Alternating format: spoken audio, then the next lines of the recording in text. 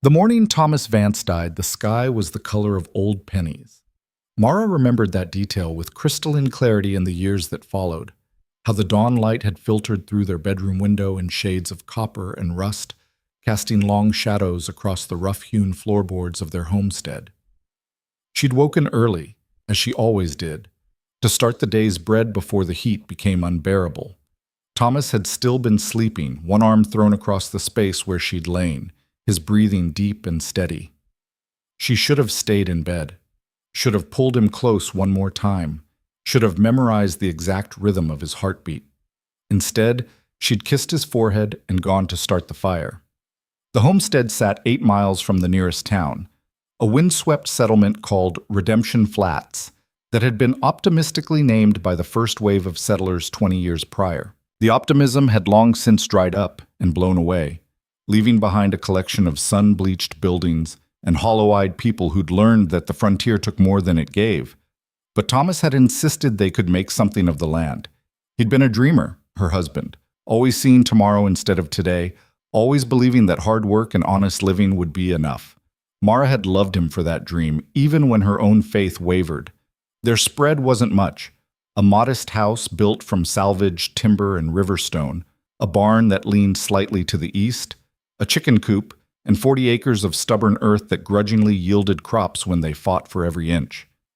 But it was theirs, bought with Thomas's savings from 5 years working the railroad and Mara's inheritance from her father's failed mining claim. They'd planned to raise children here, to grow old watching the seasons change, to build something that would outlast them. Those plans turned to smoke before the bread had finished rising. Mara was kneading dough when she heard the horses. 3 riders moving fast from the east, their approach marked by a cloud of dust that hung in the still morning air like a warning she didn't know how to read. Thomas was outside, checking the irrigation ditches he'd spent the previous week digging, trying to coax water from a reluctant creek to his struggling corn crop. She wiped flour from her hands and moved to the window. The riders were still a half-mile out, but something about their approach made her pulse quicken. Travelers and traders took the main road, which ran north of their property. These men were cutting straight across open ground, riding with purpose. Thomas had seen them too. He'd straightened from his work and was shading his eyes, watching them come. "Thomas!" she called from the doorway, her voice carrying across the yard. "Get inside!" He turned toward her, confused. "What's wrong?" "I don't like the look of them. Come inside, now." But Thomas Vance was a trusting man, fatally so as it turned out. He waved her off with a good-natured smile. Probably just passing through, Mara, no need to be inhospitable. She wanted to scream at him, wanted to run out and drag him into the house by force, but she stood frozen in the doorway, watching helplessly as the riders drew closer, their features resolving from silhouettes into faces. 3 men, hard-faced and dust-covered, with the look of people who'd spent too long on the wrong side of every law ever written. The one in the lead was tall and rail-thin, with a scraggly beard and eyes set too close together. He wore a battered Confederate cavalry hat with the insignia torn off. The man to his left was shorter, barrel-chested, with arms like fence posts and a scar that ran from his temple to his jaw. The third was young, maybe 20, with a baby face that would have looked innocent if not for the cruel twist of his mouth. They reined up 10 feet from Thomas, their horses blowing hard. "Morning," Thomas said, his voice friendly but cautious now. Mara could see him reassessing, his instincts finally catching up to his optimism. "Can I help you, gentlemen?" The tall one, the leader, Mara could tell by the way the other 2 deferred to him, didn't respond immediately. He took his time looking over the homestead, his gaze calculating and cold. When his eyes found Mara in the doorway, they lingered for a beat too long. "Nice little setup you got here," the man finally said. His voice was a dry rasp, like wind through dead grass. "Must have taken some work." 5 years' worth, Thomas replied. His hand had moved subtly toward the small of his back, where Mara knew he kept a pistol tucked into his belt when he worked the fields. "We've put down roots. Planning to stay." "That's so?" The scarred one spoke up now, his voice surprisingly high-pitched for such a big man. "Awful lonely out here, ain't it? Long way from town, long way from anyone who might hear if trouble came calling." Mara's blood went cold. She stepped out onto the porch, and Thomas shot her a look that said stay back, but she ignored it. If these men meant harm, hiding wouldn't help. We don't want any trouble, she said, her voice steadier than she felt. If you need water or provisions, we can spare some, but then we'd appreciate it if you moved on. The young one laughed, a sound like breaking glass. Hear that, Wade? The lady wants us to move on. Wade, the tall one, never took his eyes off Thomas. Your wife always speak for you, mister? She speaks for herself, Thomas said quietly. And she's right. Take what you need and go. The tension stretched like a bowstring pulled too tight. Mara could feel it humming in the air, could see it in the way Thomas's shoulders had tensed, in the way the three men sat their horses with the practiced ease of people who'd done violence before and would do it again without hesitation. Here's the thing, Wade said, his voice conversational now, almost friendly. We're tired. Tired of riding, tired of running. And we figure a place like this, so far from prying eyes, might be just what we need to lay low for a while. Rest up. Let some heat die down back east. This is our home, Thomas said, not a boarding house. Wasn't asking permission, Wade replied. What happened next unfolded with the terrible inevitability of a storm front rolling across the plains. Thomas went for his gun, too slow, too late, too foolishly brave. The scarred one drew faster than Mara's eyes could follow, his pistol clearing leather and firing before Thomas's fingers even closed around his own weapon's grip. The shot echoed across the empty land like thunder. Thomas staggered backward, a red flower blooming on his chest. He looked down at it, surprised, then looked up at Mara with an expression she would carry to her grave. Apology and love and terrible understanding all mixed together in his eyes. Mara, he whispered. Then his legs gave out and he fell. She was running before she knew she'd moved, her scream tearing from her throat, raw and primal. She hit the ground beside him, her hands going to the wound, pressing down uselessly against the blood that pulsed between her fingers. His eyes were still open, still seeing her, and his lips formed her name one more time, though no sound came out. Thomas, no, no, no. She was begging, pleading with him to stay, to hold on, to not leave her alone in this God-forsaken place. But Thomas Vance had been shot through the heart, and all the prayers in the world wouldn't call him back. He died with his head in her lap, looking up at her face, while the three men sat their horses and watched with the detached interest of people observing a mildly entertaining show.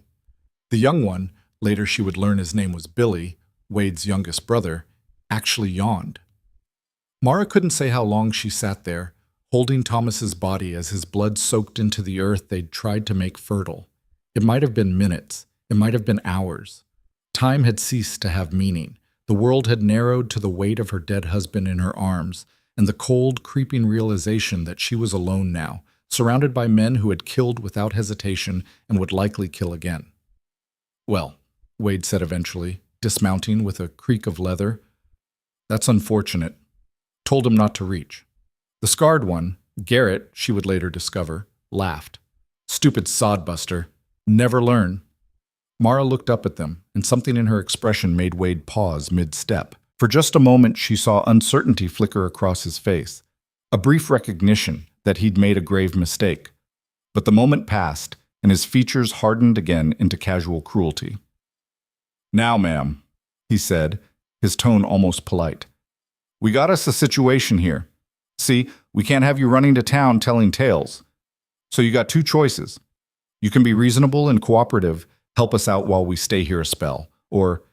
He let the sentence hang unfinished, the threat implicit. Mara said nothing. She was beyond words, beyond fear, beyond anything except the vast emptiness opening inside her where her future had been. She carefully lowered Thomas's head to the ground, closed his eyes with shaking fingers, and stood. I'll cooperate, she heard herself say. The voice didn't sound like hers. It was flat, dead, drained of all emotion. Smart woman, Wade said. Garrett, Billy, get the horses settled. Check the barn. See what supplies they got. Ma'am, why don't you and me have a talk inside about how this is going to work? She walked to the house on legs that felt like they belonged to someone else, acutely aware of Wade behind her, of the gun still in his hand. Every step felt like betrayal, leaving Thomas's body lying in the dirt, still and cooling. But survival instinct was a powerful thing. Some part of her brain, working independently of her grief, understood that she needed to stay alive, needed to be smart, needed to wait for an opportunity. The house she'd maintained with such care looked different now, violated by Wade's presence as he followed her inside. He holstered his gun but kept one hand resting on it, a casual reminder of the power dynamic. His eyes cataloged everything: the modest furnishings, the kitchen where her abandoned bread dough still sat on the counter, the bedroom door standing ajar. "You live simple," he observed. "Respectable. Your man a church-going type?" Mara didn't answer. She stood by the kitchen table, her hands gripping the back of a chair to keep them from shaking. Wade circled the room like a predator. "Don't matter, I suppose. Dead's dead, whether you prayed or not." He picked up a small daguerreotype from the mantel. Mara and Thomas on their wedding day, both of them smiling with hope that now seemed obscene in its innocence. He studied it for a long moment, then set it down carefully. "You two got any money hidden away? Valuables?" "No. Now, I don't believe that. Everybody's got something put aside." "We spent everything we had on this land," Mara said, and it was true. They'd been land rich and cash poor, betting their future on crops that were still months from harvest. "There's nothing here worth taking except what you see." Wade frowned, clearly disappointed.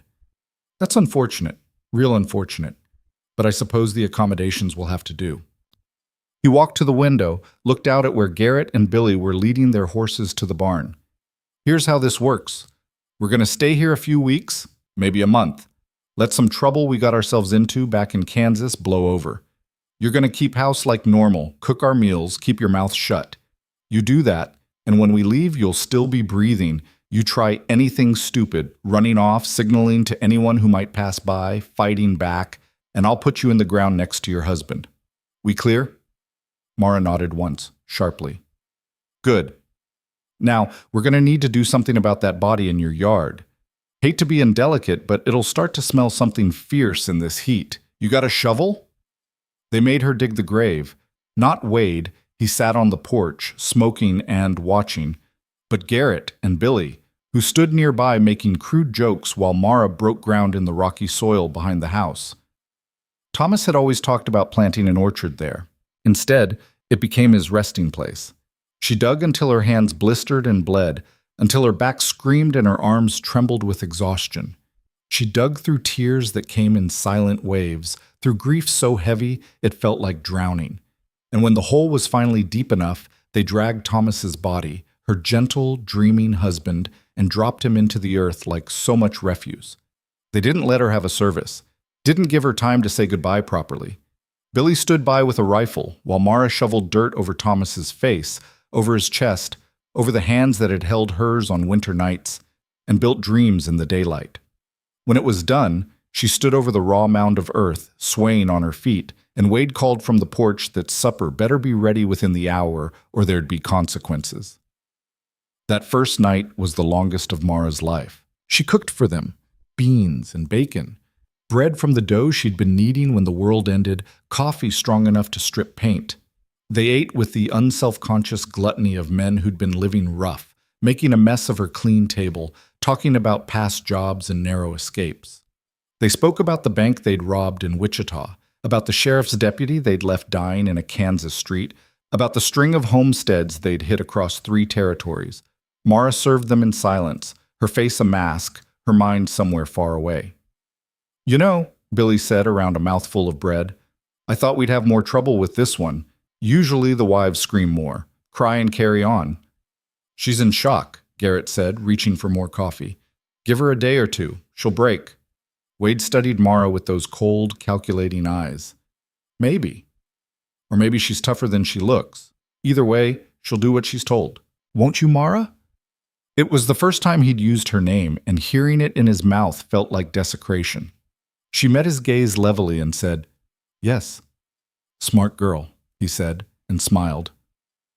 They took Thomas's and Mara's bedroom that night, the 3 of them claiming it without discussion, forcing Mara to make a bed in the small storage room off the kitchen. She lay on a pile of musty blankets, listening to them laugh and talk through the thin walls, and stared at the ceiling until dawn broke again in shades of copper and rust. That was the first day. The days that followed blurred together into a nightmarish routine. Mara woke before sunrise, prepared breakfast, cleaned, cooked, and maintained the homestead while the three men did whatever they pleased. Sometimes they went riding, scouting the area, or checking their back trail for pursuit. Sometimes they lounged around playing cards and drinking the whiskey they'd found in the barn. Sometimes they made her sit with them while they ate, asking her questions about the area, about the nearby towns, about the law presence in the territory. She answered mechanically, giving them just enough to satisfy without revealing anything that might help them hurt others. Because by the third day, Mara had begun to realize something crucial. These men were careless. They were dangerous, yes, violent and unpredictable, but they were also overconfident, certain that Mara posed no threat. They saw a grieving widow, broken and compliant, and that made them stupid. They left guns lying around. They got drunk and sloppy. They turned their backs on her, and Mara started planning. It began small, mental notes about their habits, their routines, their blind spots. Wade woke first, always before dawn, and walked the perimeter of the property with his rifle. Garrett slept like the dead once he'd had a few drinks. Billy was the lightest sleeper, jumpy and paranoid, but he also wandered off alone sometimes, hunting or just escaping his brother's company. She learned their hierarchy. Wade was the eldest and the leader, quick-minded and ruthless. The others deferred to him, even when they didn't like his decisions. Garrett was the muscle, strong but not particularly bright, content to follow orders as long as there was violence or whiskey at the end. Billy was the wild card, young, cruel for sport rather than purpose, and nursing a visible resentment toward Wade's authority. Tension, Mara noticed. There was tension between them, especially between Wade and Billy. Old grievances simmering beneath the surface, family dynamics twisted by years of hard living and bad choices. Weakness. It was a weakness she could exploit. But first, she needed a weapon, and that meant getting to town. On the 8th day of their occupation, Mara approached Wade as he sat on the porch, cleaning his rifle. The morning was already hot, the sun bleaching color from the world. "We're out of flour," she said, "and salt, coffee too. If you want me to keep cooking, I need to go to town for supplies." Wade didn't look up from his work. "Nice try." "I'm not trying anything. Look for yourself. The pantry's almost empty." She kept her voice flat, practical. "You can send someone with me if you don't trust me, but unless you want to start eating the chickens raw, I need supplies." He considered this, running an oiled cloth along the rifle's barrel. "Garrett goes with you," he finally said. "You talk to anyone except the store owner, you make any kind of signal, and I'll know.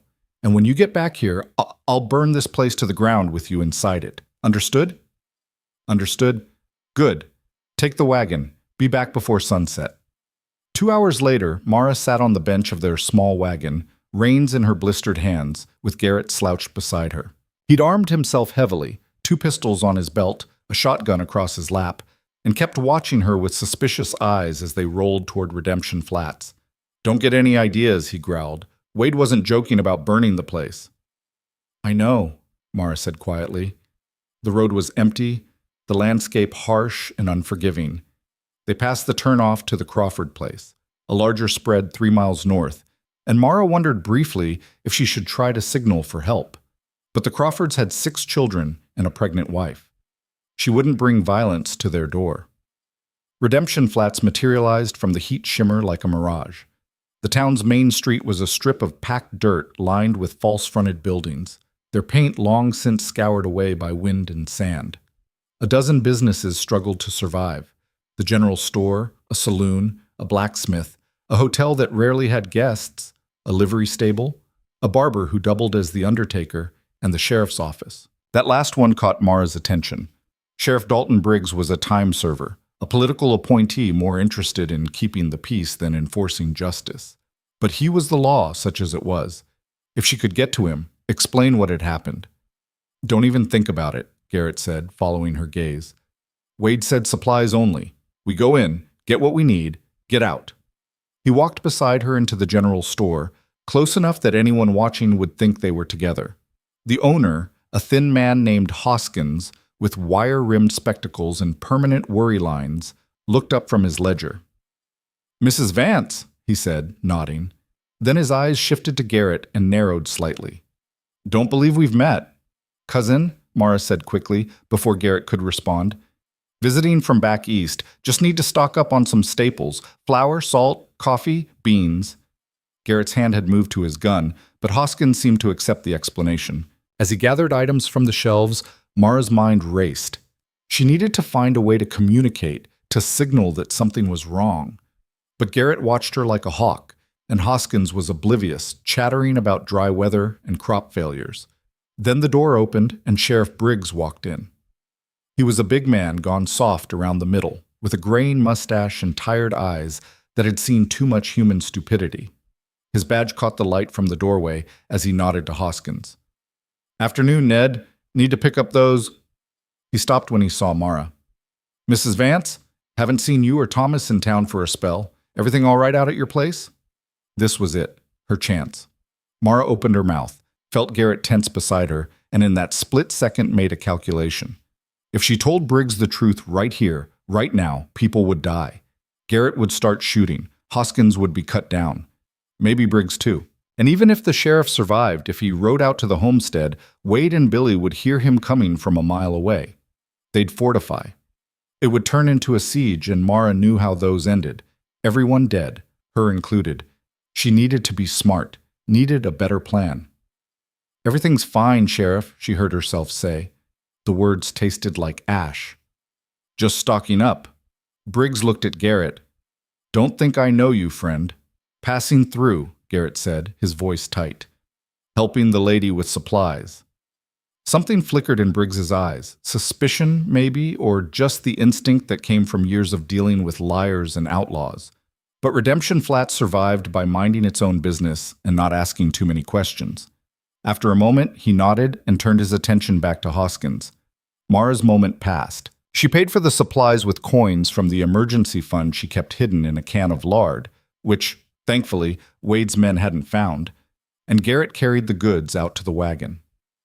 As they loaded up, Mara glanced back at the store, at the sheriff's office, at the town that could have helped but wouldn't.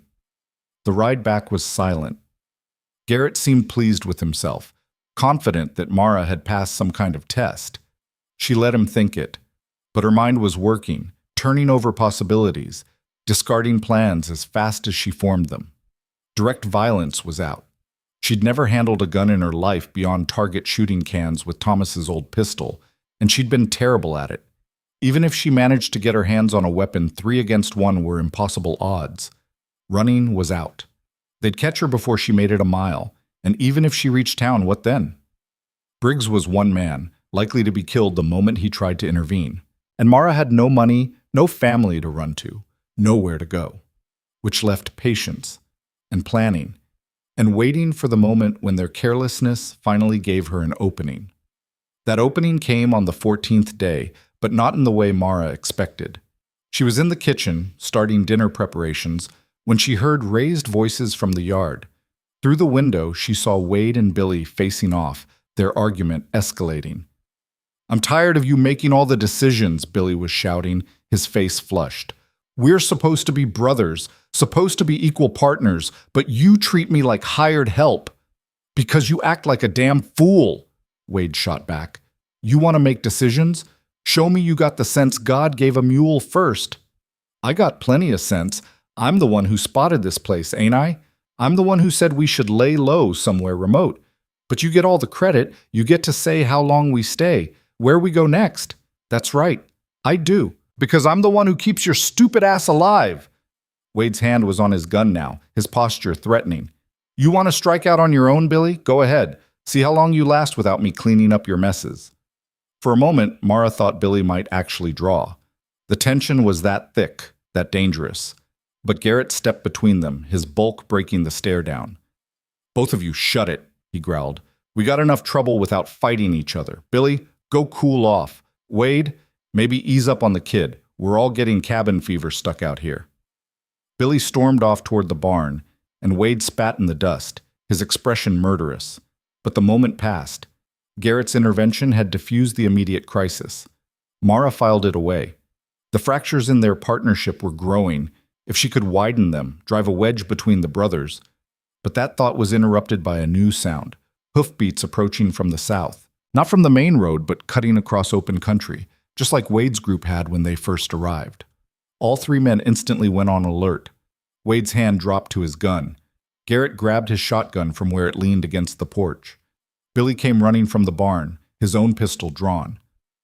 "Inside, Wade snapped at Mara. "Now!" She obeyed, but positioned herself where she could see through the window. A single rider was approaching, moving fast. As he drew closer, Mara could make out more details. A man in dark clothes, riding a paint horse, a rifle strapped to his saddle. Wade stepped out to meet him, Garrett and Billy flanking him. The rider reined up 20 yards out, keeping his distance, his hands visible and away from his weapons. He was a rough-looking character, weather-beaten and trail-worn, with the look of someone who'd lived a hard life and expected it to stay hard. "Wade Hollister?" the rider called out. "Who's asking?" "Name's Cobb, Jack Cobb. You don't know me, but we got mutual acquaintances back in Kansas. Word is you boys are wanted for that Wichita job. There's a bounty. $3,000, alive or dead."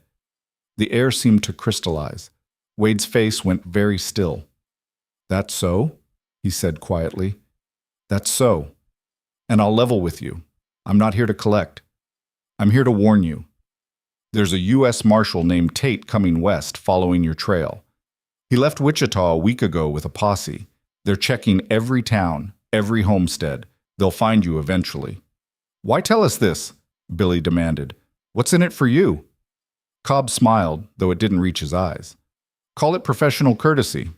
I ain't fond of federal lawmen, and I got no love for banks neither. Figure you boys deserve a heads up." He paused. "Course, if you wanted to show your appreciation, say with a cut of whatever you took from Wichita, I wouldn't say no." Wade studied him for a long moment. Then he laughed. A cold, humorless sound. "You got balls, Cobb, I'll give you that. Coming here, asking for a cut of money you didn't help steal." "Just making conversation," Cobb said easily. "But the part about the marshal is true. You'd be smart to move on. Soon. We'll keep that in mind. Now ride out before I decide you're worth more to me dead than as an informant." Cobb tipped his hat, wheeled his horse, and galloped away. The three brothers stood in the yard, watching until he was out of sight. "He telling the truth?" Billy asked. "Probably," Wade said. "Question is he working with the law or working his own angle?" He looked back at the house, his eyes finding Mara through the window. "Either way, we need to move. Pack up. We leave at first light." Garrett frowned. "And the woman?" Wade's expression went cold. "Can't take her with us. Can't leave her to tell tales." The implication was clear, and Mara's blood turned to ice. She'd been on borrowed time since Thomas died, but she'd almost let herself believe they might actually leave her alive. Now, with a marshal potentially closing in, she'd become a liability they couldn't afford. She had until dawn, maybe less. That night, Mara didn't sleep. She lay in the storage room, listening to the men pack their gear, argue about routes, and drink to celebrate their narrow escape from a marshal they hadn't even known was hunting them. Garrett got particularly drunk, his laughter booming through the house. Billy sulked. Wade remained calculating and sober. Around midnight, the house finally went quiet. Mara waited another hour, then eased open her door and crept into the kitchen. Moonlight through the windows cast everything in silver and shadow. The kitchen knife sat on the counter where she'd left it after dinner preparations, a poor weapon, but the only one she could access. She picked it up, felt its weight, and realized she had no idea what to do with it. Stabbing a man was different from butchering a chicken. She'd have to get close, have to be faster than them, have to be willing to kill. The thought made her hands shake. She heard movement from the bedroom, someone getting up. Footsteps approaching. Mara barely had time to set down the knife and arrange herself by the stove, as if she'd come out for water before Wade appeared in the doorway. He looked at her for a long moment, his eyes unreadable in the darkness. "Can't sleep?" "No." "Me neither." He walked to the kitchen table, pulled out a chair, and sat. "You know what's coming at dawn." It wasn't a question, but Mara nodded. "I want you to know," Wade continued, his voice oddly reflective, "it's not personal. You seem like a decent woman, Circumstances being different, I might have even felt bad about your husband. But circumstances are what they are. Mara found her voice. You could just leave. I wouldn't tell anyone you were here. You'd run straight to that sheriff soon as we were over the horizon. I'm a lot of things, Mrs. Vance, but I'm not stupid. He leaned back in his chair. You ever wonder why the world's so hard? Why bad things happen to good people like you and your husband? Every day, Mara said quietly. Me too. Used to, anyway. Then I figured it out. There ain't no reason.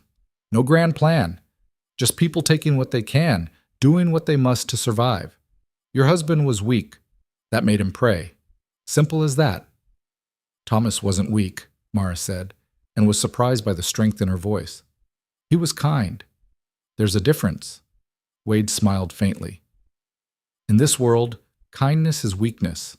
You'll understand that soon enough, though I suppose you won't have much time to dwell on it. He stood, walked back toward the bedroom, then paused in the doorway. Get some rest, Mrs. Vance. Dawn comes early. After he left, Mara stood in the kitchen, trembling with rage and terror, and something else, something cold and sharp, that cut through the fear like a blade. She thought about Thomas, about his dreams and his kindness, and the way he'd looked at her that last morning. She thought about the life they should have had, the children who would now never be born, the future stolen by men who took what they wanted and called it survival. And she made a decision. If she was going to die at dawn, she wouldn't die passive and afraid. She would fight. Maybe she'd fail. Probably she'd fail. But she'd make them work for it. She'd make them remember her. She'd leave scars. The knife was still on the counter. Mara picked it up again, and this time didn't put it down. She tucked it into her waistband, hidden by her skirt, and sat in the darkness to wait for morning. But morning didn't bring the expected violence. Instead, it brought riders from the east, 3 men on horseback, moving fast and purposeful across the open ground. Mara saw them through the window as the first light broke, and for a wild moment hoped it might be the marshal Cobb had mentioned. But as they drew closer, she recognized the lead rider, Crawford, her neighbor from 3 miles north. Wade and the others saw them too. They came out of the bedroom already armed, moving quickly to assess the threat. "Who is it?" Billy demanded. Mara spoke before she could think better of it. "My neighbor, Samuel Crawford, probably coming to check on us. We usually trade eggs and vegetables this time of month." Wade's face darkened. "You said nobody ever comes out here." "I said we were isolated. That doesn't mean completely alone." Mara's mind raced. "If you kill them, their family will notice. They'll come looking, and then you'll have real trouble." "She's right," Garrett said. "Can't afford to draw attention. Not with that marshal potentially in the area." Wade cursed viciously. Then he grabbed Mara's arm hard enough to bruise. "You're going to get rid of them. Tell them everything's fine. You make one wrong move, give them any signal at all, and I'll kill everyone. Crawford, his friends, and you. Then I'll ride to his place and kill his whole family. His wife, his kids, all of them. You believe me?" Mara looked into his eyes and saw the truth there. "Yes." "Good. Billy, Garrett, out of sight. Cover the door. If this goes wrong, nobody leaves alive." They vanished into the house. Wade followed but left the door cracked, his rifle barrel visible in the shadows. Mara walked out onto the porch, trying to arrange her face into something resembling normalcy, her heart hammering against her ribs. Crawford and his companions, 2 of his ranch hands, reined up in the yard. Samuel Crawford was a good man, broad-shouldered and honest-faced, with the weathered look of someone who'd been working land since childhood. He touched his hat brim to Mara. "Morning, Mrs. Vance. Sorry to come by so early. We were riding boundary fences and thought we'd stop to see if you needed anything. Haven't seen you or Thomas in a couple weeks." Mara smiled. It felt like her face might crack. "That's kind of you, Sam. We've been keeping to ourselves mostly. Thomas is out checking the eastern field." The lie came easily, surprising her. "I'll tell him you stopped by." Crawford frowned slightly. "Everything all right? You look pale." "Just tired. The heat's been hard this year." "It has at that." He glanced around the property, and Mara saw his eyes linger on Thomas's grave, still a raw mound of earth barely disguised by the scattered hay she'd thrown over it. "You sure everything's fine? Because if you need help—" "We're fine," Mara said quickly. Too quickly. Crawford's frown deepened, and she saw him exchange a look with his men. I appreciate you checking, Sam, really, but we're managing. There was a long, terrible pause. Crawford was clearly wrestling with his instincts, which told him something was wrong, and his frontier courtesy, which said you didn't pry into other people's business without clear cause. Finally, he nodded. All right, but if you need anything, you know where to find us, and tell Thomas to come by when he gets a chance. I wanted to talk to him about pooling resources for the harvest. I'll tell him. Crawford tipped his hat again and turned his horse. His men did the same. They rode away, slowly at first, then faster once they'd put some distance between themselves and the homestead. Mara watched them go, watched her last chance for help disappear over the horizon, and felt something inside her die. Wade emerged from the house, his expression thunderous. That was too close. We're leaving. Now. Forget first light. We go in the next hour. What about her? Billy asked, gesturing at Mara with his gun. Wade looked at her, and Mara saw her death in his eyes. But before he could speak, Garrett interrupted. Wait, I got a better idea. He walked over, grabbed Mara's chin, forced her to meet his gaze. She's been cooperative, useful, and she's proved she can lie convincingly. He released her roughly. We take her with us, part of the way, at least. She can be a hostage, insurance in case we run into that marshal or any other law. Then, when we don't need her anymore, we cut her loose in the middle of nowhere. No body, no evidence we were here. Billy shook his head. That's stupid. She'll slow us down. She can ride. I seen a saddle in the barn, and she's right. If we kill her and leave her here, eventually somebody's going to find the body and start asking questions. This way, nobody knows what happened. She just disappears. Could have run off, could have been taken by Indians, could be anything. Wade considered this, his cold calculation evident on his face. Finally, he nodded. All right, but she rides with someone at all times, and the first hint of trouble she dies. Clear? Clear, Garrett said. Mara wanted to scream, wanted to fight, wanted to do anything except stand there passive and compliant. But survival instinct kept her frozen, kept her nodding when Wade told her to pack light, kept her moving when Garrett shoved her toward the house. An hour later, she was on horseback, Thomas's horse, a gentle mare named Sadie, with her hands tied to the saddle horn. Wade led, with Mara riding beside Garrett, and Billy bringing up the rear. They headed southwest, away from Redemption Flats, away from the Crawford place, toward empty country where nobody would hear if she screamed. The homestead disappeared behind them. The life she'd built with Thomas disappeared. Everything she'd ever known or loved turned to dust in the wind. But as the morning sun climbed higher and the miles rolled past beneath Sadie's hooves, something was changing inside Mara. The shock and grief and terror were still there, still suffocating, but beneath them, something harder was crystallizing. Not hope. Hope was dead, buried with Thomas. But something colder, more patient. These men thought she was beaten, thought she was a victim they could use and discard. They were wrong. Mara didn't know how yet, didn't know when or where, or even if she'd survive long enough to try. But watching Wade's back as he rode ahead, feeling Garrett's smugness, hearing Billy's crude jokes, she made herself a promise. One way or another, these men would pay for what they'd done, even if it took her last breath to make it happen. The frontier stretched out before them, vast and merciless and burning under the unforgiving sun. And somewhere in that emptiness, Mara Vance began to disappear. But the woman who would replace her, the woman who would become a reckoning the West had never seen, was just beginning to wake up. They rode for 3 days through country that looked like the bones of the earth laid bare under a pitiless sky. The land rolled in endless waves of scrub grass and red rock, broken occasionally by deep arroyos that could swallow a horse and rider if you weren't careful. At night they made cold camps, no fires, nothing that might draw attention. And Mara slept with her hands still bound, Garrett always within arm's reach. On the 4th morning, Wade changed direction, angling them toward a range of low mountains that shimmered in the distance like a promise or a threat. Billy had been complaining for the last 2 days about their heading, insisting they should make for Mexico. But Wade ignored him with the patience of someone who'd had this argument before and knew he'd win again. There's a town up in those hills, Wade said as they rode. Little place called Sulphur Springs. Used to be a mining camp before the veins played out. Now it's just a collection of desperate people doing desperate things. We can rest there, get proper supplies, maybe hear if that marshal's still on our trail. And her? Garrett jerked his chin toward Mara. Wade glanced back, his eyes calculating. We'll see. Maybe she's still useful, maybe not. They reached Sulphur Springs as the sun was setting on the fourth day, painting the ramshackle buildings in shades of amber and blood. The town clung to the mountainside like something that had fallen there and lacked the energy to climb back up.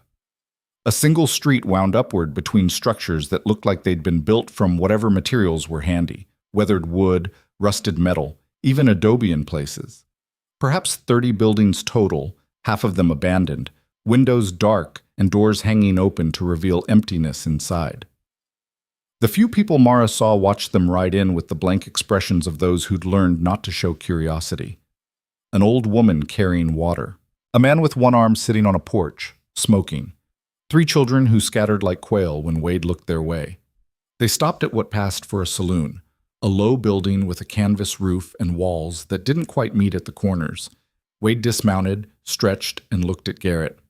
Get her inside. Find us a room. I'll see about supplies and information. Garrett hauled Mara down from her horse with his usual lack of gentleness. Her legs nearly gave out. 4 days of riding had left her stiff and aching, but she forced herself to stand straight. Garrett cut the rope binding her wrist to the saddle horn, but left her hands tied in front of her. He shoved her toward the saloon's entrance. Inside, the place was as miserable as the outside suggested. A makeshift bar constructed from planks laid across barrels. A dozen tables, none matching. The smell of stale beer and unwashed bodies. And at the far end, a staircase leading up to what Mara assumed were rooms. The bartender was a thick-necked man with prison tattoos crawling up both arms. He looked at Garrett and Mara without interest. Need a room, Garrett said. And food. Whatever you got that won't kill us. $2 a night. Extra dollar for the woman if she's working. She ain't working. She's with me. The bartender shrugged. Makes no difference. $3 total. Pay up front. Garrett paid from a roll of bills that looked substantial even in the dim light, and Mara realized these men had come away from their Wichita robbery with more than she'd thought. The bartender counted the money slowly, then pointed to the stairs. Second door on the left. Stew's $1 a bowl. Whiskey's 2 bits a shot. They climbed the narrow staircase, Garrett's hand clamped on Mara's arm. The room was barely large enough for the single bed and chair it contained. A window overlooked the alley behind the saloon, too high to jump from without breaking a leg. And even if she tried, where would she go in a town full of people who wouldn't lift a finger to help her? Garrett shoved her toward the bed. Sit. Don't move. Don't make a sound. I'm going to be right outside this door, and if I hear anything suspicious, I'm coming in here and putting a bullet through your skull. We clear? Mara nodded. Garrett left, pulling the door shut behind him. She heard him settle against the wall outside, heard the creak of wood as he shifted his weight. She was alone for the first time since they'd left the homestead. Mara looked around the room, her mind working despite her exhaustion. The window was too high and too risky. The door was guarded. Her hands were still bound, though loosely enough that she could probably work them free given time. But free to do what? She had no weapon, no allies. No idea where she was beyond somewhere in the mountains, days from anywhere. She sat on the bed, which was lumpy and smelled of mildew, and tried to think. For 4 days she'd been passive, compliant, giving them no reason to watch her more closely than they already did. But passivity wouldn't save her. Eventually, maybe in this town, maybe farther down the trail, Wade would decide she was more trouble than she was worth, and that would be the end. Unless she made herself indispensable, or dangerous, or found a way to escape. The problem was she didn't know how to do any of those things. She'd spent her entire adult life as a homesteader's wife, her skills limited to cooking, cleaning, tending animals, and basic survival. She'd never fired a gun in anger, never fought anyone, never had to think like a predator instead of prey. But she was learning. Watching Wade and his brothers had been an education. The way they moved through the world with confidence born of violence. The way they assessed every person and situation for weakness and advantage. The way they trusted no one and nothing except their own ruthlessness. If she wanted to survive, she'd have to become like them, or at least learn to think like them. Footsteps on the stairs interrupted her thoughts. The door opened and Billy came in carrying 2 bowls of stew and a hunk of bread. He kicked the door shut behind him and set the food on the small table. "Eat," he said. "Wade wants you kept healthy for now." Mara's stomach growled traitorously. She hadn't eaten since yesterday's meager breakfast, but she hesitated, looking at Billy with the wariness of an animal approaching a trap. "It ain't poisoned," Billy said, reading her expression. "You think we'd waste good stew just to kill you? We got bullets for that." He had a point. Mara moved to the table and picked up one of the bowls. The stew was thin and greasy, more water than meat, but it was warm and she was starving. She ate slowly, aware of Billy watching her with an intensity that made her skin crawl. "You're prettier than I thought when I first saw you," he said suddenly. "Back at your place, you looked half dead, scared and broken, but you cleaned up decent on the trail." Mara said nothing, kept eating. This was dangerous ground. "How old are you?" Billy asked. 25? 30? 28. "That's what I figured. Good age for a woman. Old enough to have some sense, young enough to still be—" He trailed off, but his meaning was clear enough. "Your husband was a lucky man. For a while, anyway." "Don't," Mara said quietly, setting down her spoon. "Don't talk about him." Billy's expression darkened. "I'll talk about whatever I want. You ain't in a position to give orders." He stood, moved closer. "In fact, I've been thinking. Wade and Garrett are downstairs drinking, and we got this nice private room. Seems a shame to waste it." Mara's blood went cold. She stood quickly, backing toward the wall, her mind racing for a response that wouldn't get her killed but might deter him. "Your brother said I'm not to be touched, that I'm more useful alive and unharmed. Wade says a lot of things. Doesn't mean I always listen." Billy took another step forward. "Besides, he won't know unless you tell him. And if you tell him, I'll say you're lying. Who you think he'll believe? His own blood or a woman we picked up along the way?" He was right. Mara knew he was right. Whatever happened in this room, Wade wouldn't take her word over his brother's. She looked around desperately for something, anything to use as a weapon. The bowls were too light, the chair too cumbersome, and her hands were still tied. Billy reached for her, and Mara did the only thing she could think of. She screamed. Not a short cry for help, but a sustained, piercing shriek that cut through the thin walls like a knife. Billy lunged forward, trying to clap his hand over her mouth, but she twisted away and screamed again, louder this time. Heavy footsteps pounded up the stairs. The door burst open and Garrett filled the frame, his gun drawn. Behind him, Wade appeared, his face thunderous. "What in the hell is going on?" Wade demanded. "Nothing," Billy said quickly, stepping back from Mara. "She just started screaming like a crazy person. I was bringing her food and—" "He tried to touch me," Mara said, her voice shaking but clear. "Said you wouldn't believe me if I told you." Wade's eyes went flat and cold. He looked from Mara to Billy, then back again. "That true, Billy?" "She's lying. I didn't do nothing." But Wade had seen something in Mara's face, or maybe in Billy's too quick denial. He stepped into the room, his hand on his gun. "I told you both. No one touches her. She's leverage, nothing more. You want a woman? There's a whorehouse 2 buildings down. But you don't touch this one. We clear?" Billy's face flushed red. "You always take everyone else's side. Garrett gets to do what he wants and you let him, but I make one move and—" "Garrett follows orders," Wade interrupted coldly. "You don't. That's the difference." He moved closer to his youngest brother, and despite being several inches shorter, his presence somehow dominated the room. "Now get out. Go sleep off whatever stupidity you're thinking in the stable with the horses. And Billy?" He waited until Billy met his eyes. "If you try this again, brother or not, I'll put you down. Family only goes so far." Billy's jaw clenched. For a moment, Mara thought he might actually go for his gun, might force the confrontation that had been brewing between him and Wade since the homestead. But the moment passed.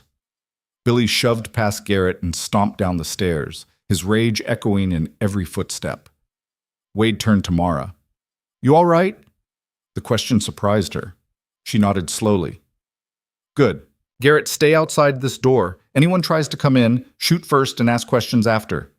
He glanced at Mara one more time, and she saw something in his expression that might have been respect, or just satisfaction that she'd proven useful in exposing Billy's disobedience. Either way, she'd bought herself more time. After they left, Mara sat on the bed, her heart still racing. She'd gambled that Wade valued control over his brothers more than he valued Billy's loyalty, and she'd been right. She'd also learned something crucial. The fractures between the brothers were deeper than she'd thought. Billy was a liability Wade was considering cutting loose. And when that happened, if she played it right, she might have an opportunity. But not yet. Not while she was still bound and unarmed in a hostile town in the middle of nowhere. She lay back on the lumpy bed and stared at the water-stained ceiling, working through possibilities. She must have fallen asleep eventually because the next thing she knew, sunlight was streaming through the window and someone was pounding on the door. "Get up," Garrett's voice called. "Wade wants to move." They left Sulphur Springs an hour later, Billy sullen and silent, Wade watchful, Garrett as indifferent as ever.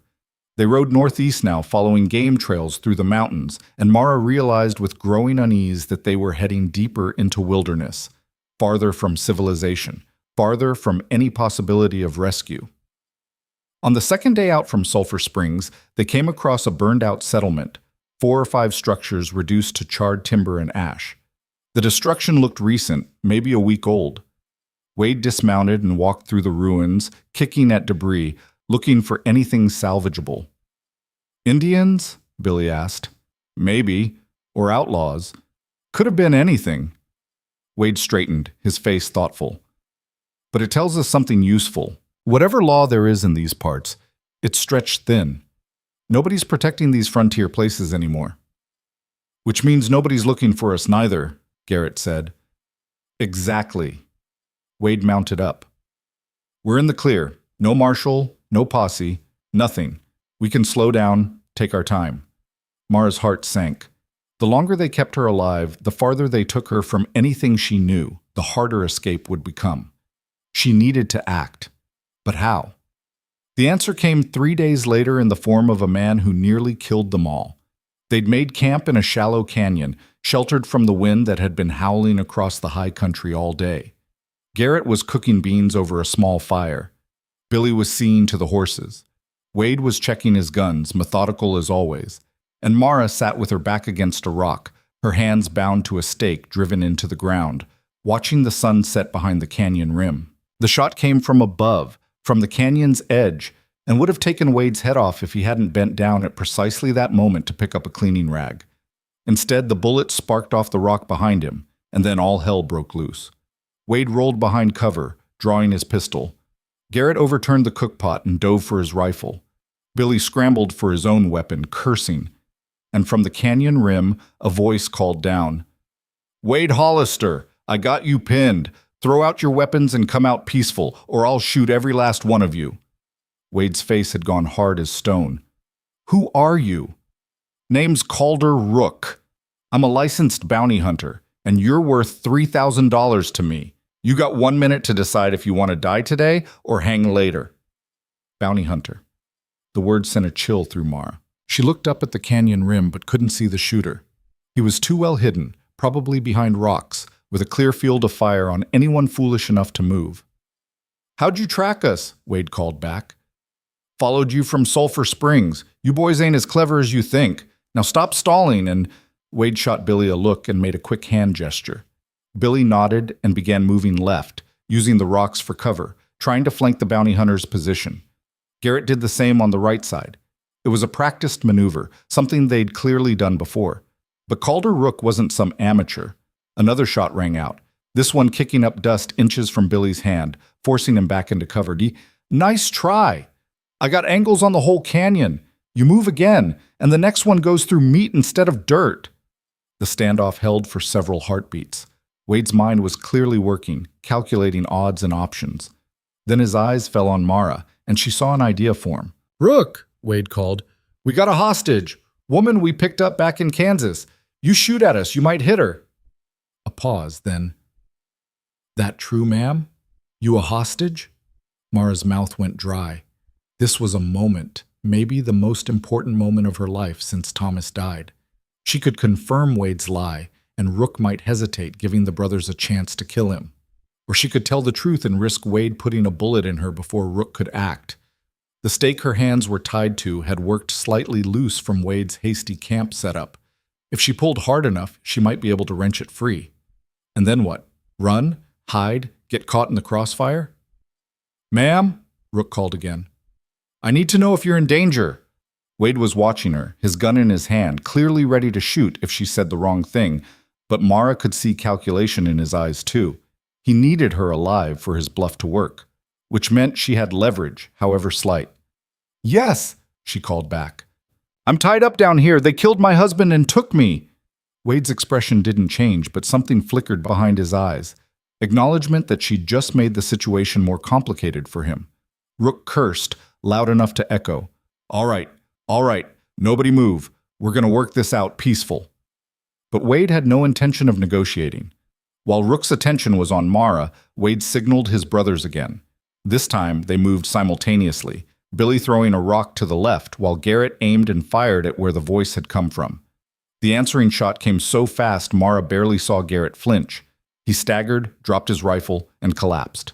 Blood bloomed on his shoulder, spreading dark and fast. Damn it! Wade grabbed his own rifle, fired 3 rapid shots at the canyon rim. Rock chips flew, but there was no cry of pain, no sound of a body falling. Rook had repositioned, and then, in the chaos, Mara pulled. The stake came free from the dry ground. Her hands were still bound, but she could move now. She scrambled behind the same rock Wade was using for cover, and he barely noticed, too focused on trying to spot Rook's position. Billy! Wade shouted. How bad is Garrett hit? Billy had crawled to his brother, was checking the wound. Shoulders torn up bad. He's bleeding heavy. Can he ride? Not without help. Wade's face twisted with rage and indecision. Garrett was down. Rook had the high ground, and sunset was coming fast, which meant darkness. Darkness where a man with a rifle and patience could pick them off one by one. Rook, Wade called, let's talk. You want us alive anyway, right? Worth more that way. That's right, so throw out your weapons and we'll talk all you want. Can't do that, but maybe we can work out a trade. You let us go and we'll give you the woman. She's seen our faces, knows where we've been. That's got to be worth something to the law. Mara's stomach dropped. He was going to trade her. Of course he was. She was expendable, a tool to be used and discarded. Not interested, Rook shouted back. Woman goes free either way. I'm here for you 3.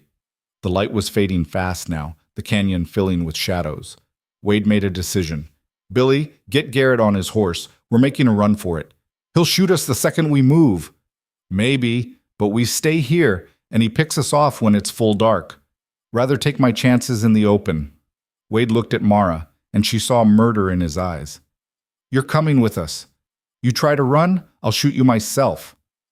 What happened next unfolded in a blur of motion and gunfire and chaos. Billy got Garrett upright. The big man was conscious but weak, his face pale with blood loss. Wade grabbed Mara by her bound wrists and dragged her toward the horses. Rook fired, the bullet whining off rock near Wade's head. Wade returned fire blindly while still moving. They reached the horses. Billy was trying to get Garrett into the saddle, but the wounded man's weight was too much. He slipped, fell, and Billy went down with him. Wade cursed, let go of Mara to help his brothers, and in that moment of inattention, Mara ran. Not toward the canyon entrance where Rook was. That would get her shot. But toward a narrow crevice in the canyon wall she'd noticed earlier, a crack barely wide enough for a person to squeeze through. She heard Wade shout behind her, heard a gun cock, but she was already diving into the crevice, scraping her shoulders on rough stone, pushing deeper into darkness. A shot rang out, the bullet sparking off the rock near the crevice's entrance, then another. But the angle was wrong. Wade couldn't get a clean shot into the narrow opening. Forget her, Billy was shouting. We gotta move! More gunfire from above, Rook keeping the pressure on. Mara heard horses, heard Wade cursing her name, heard the sound of hooves on stone as the brothers made their desperate run for the canyon's mouth. Rook fired repeatedly, each shot like thunder. Someone screamed, whether in pain or rage, Mara couldn't tell. Then silence. Mara stayed in the crevice, her heart hammering, her body wedged tight between stone walls. She could hear her own breathing echoing strangely in the confined space. Minutes passed. 5, 10. The darkness became absolute. Finally, a voice called from the canyon. Ma'am, if you can hear me, it's safe to come out now. They're gone. Mara didn't move. It could be a trick. Wade might have circled back. Ma'am, my name's Calder Rook. I'm a bounty hunter working within the law. Those men are gone. I wounded one of them, maybe two. They rode out fast. You're safe now." Still, Mara waited. Her experience with the Hollister brothers had taught her that safety was an illusion and trust was a luxury she couldn't afford. Footsteps approached the crevice. A match flared, illuminating a weathered face above a graying beard. The man looked to be in his 40s, with eyes that had seen too much, and a mouth set in a permanent hard line. He held a rifle in one hand and the match in the other, and when his gaze found Mara wedged in the rocks, something like sympathy crossed his features. "You can come out," he said quietly. "I promise you're safe. I don't work for them, and I don't mean you any harm."